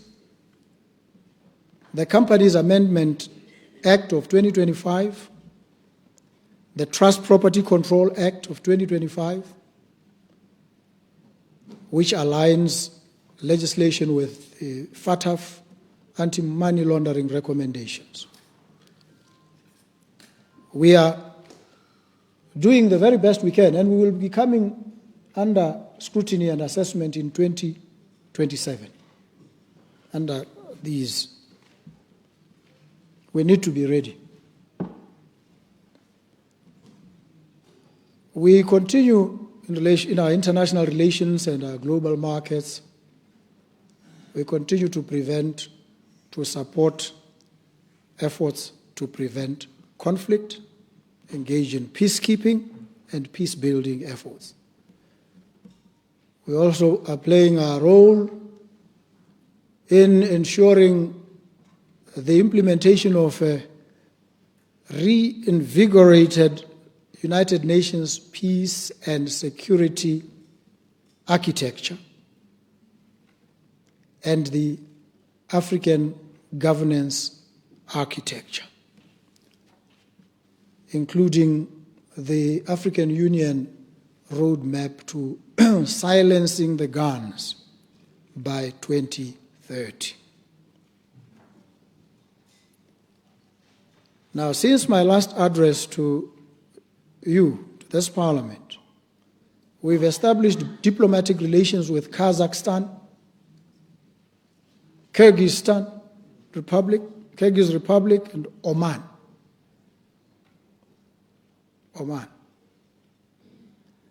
We've also announced our plans to expand our diplomatic missions to other jurisdictions at the request of those countries.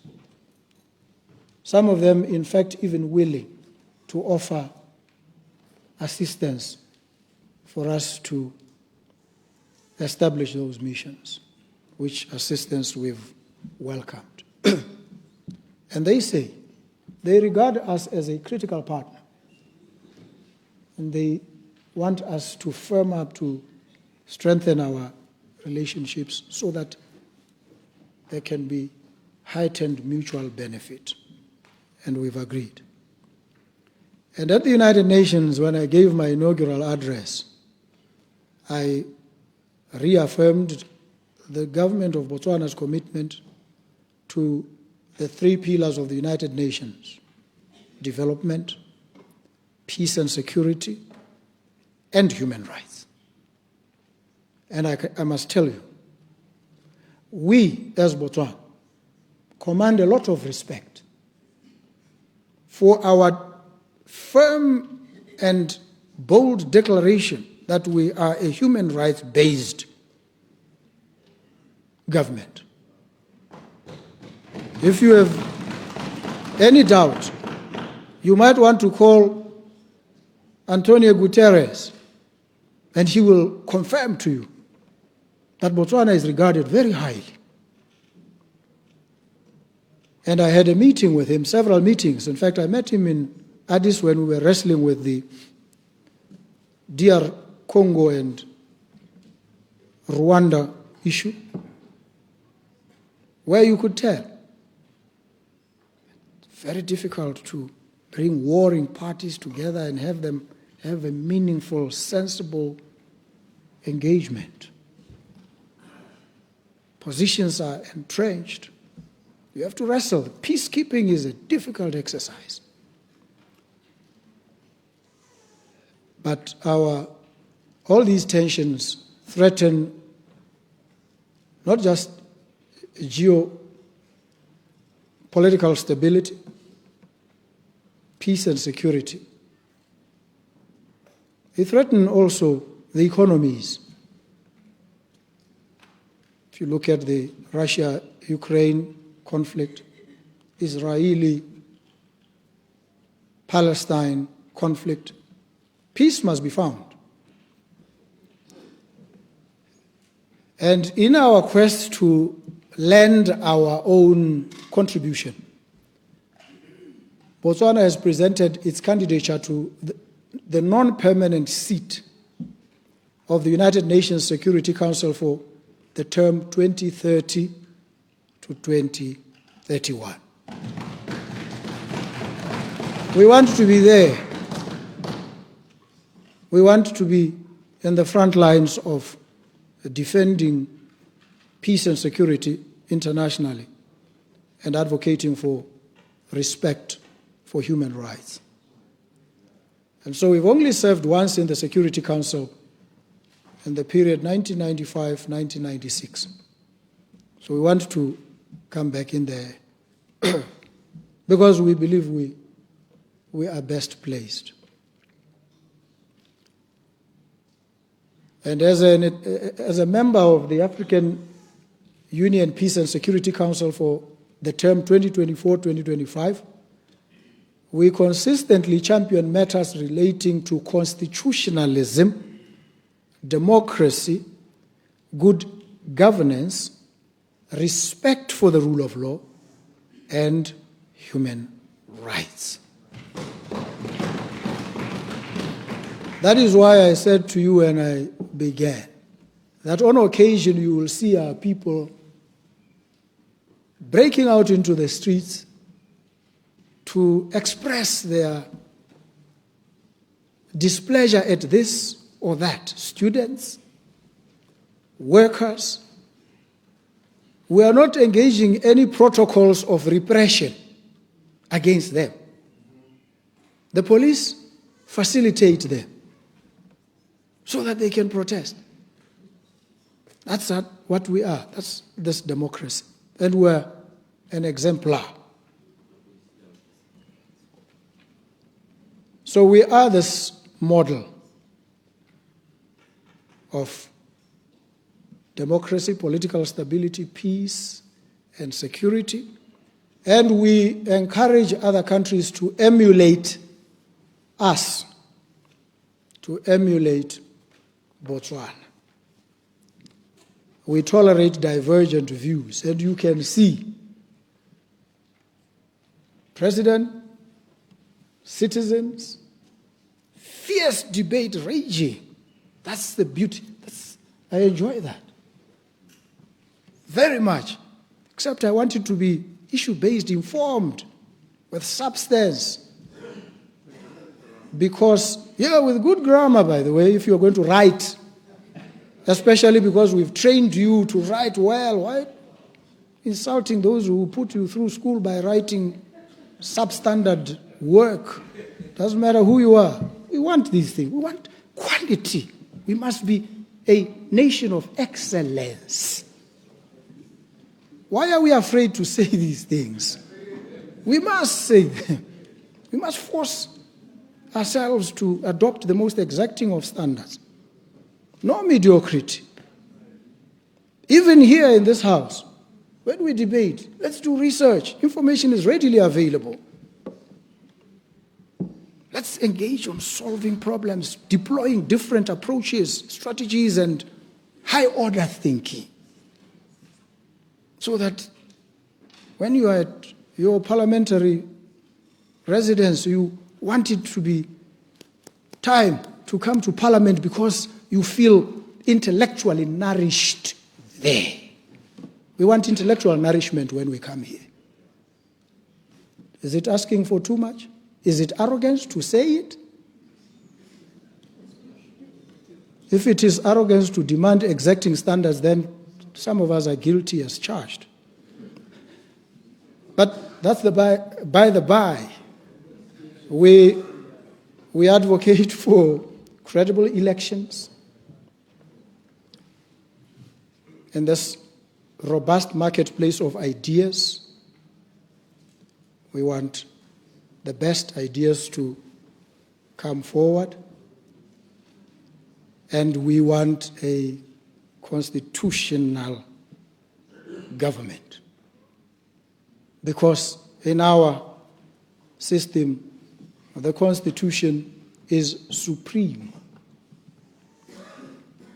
So as I conclude, Botswana stands at the threshold of a bold transformation, reforming governance, modernizing infrastructure, revitalizing education, and diversifying its economy with purpose and precision.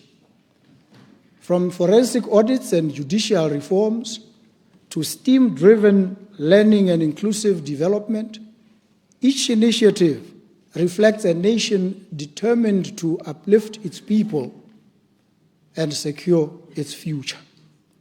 Strategic investments in energy, transport, tourism, and financial innovation are unlocking new frontiers of opportunity, while strengthened defense, diplomacy, and social protection ensure peace and dignity for all. This is more than just policy. It is a promise that every road built, every school opened, every law reformed, and every child empowered is a step toward a Botswana where integrity is our foundation, innovation is our compass, and prosperity is shared. Ours is a steady path, taken one step at a time. Kwame Nkrumah's wisdom echoes across the decades. Osagie for Kwame Nkrumah says to us, the forces that unite us are intrinsic and greater than the superimposed influences that keep us apart. Our unity, our cherished Buthu, our spirit of community and shared destiny remain our greatest national resource. They are more valuable than mineral wealth, more enduring than any commodity price cycle. It is this unity that will see us through the present challenges toward the prosperous future we all seek. We spent the last 12 months fully diagnosing the problems that have held us back: corruption, inefficiency, economic stagnation, and the erosion of public confidence. We now know where the weaknesses lie, and we have built the tools to address them. The next 12 months are about delivering more results, spectacular results. We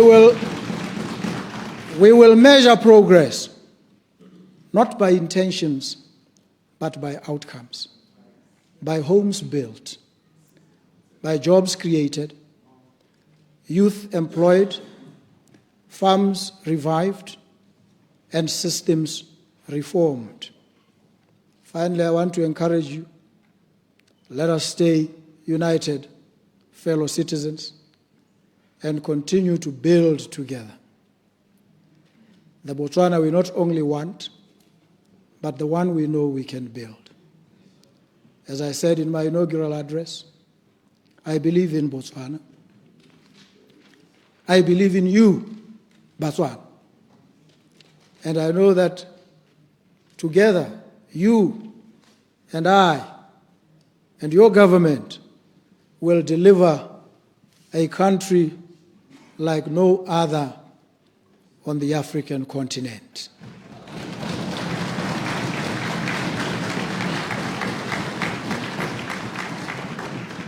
As they say in Setswana, ke a leboga. In Kalanga, ndaboka. In my mother tongue, ndiyanibulela zihlobo zami. Makube njalo, makube hele, kube xhose. Thank you so very much. Thank you.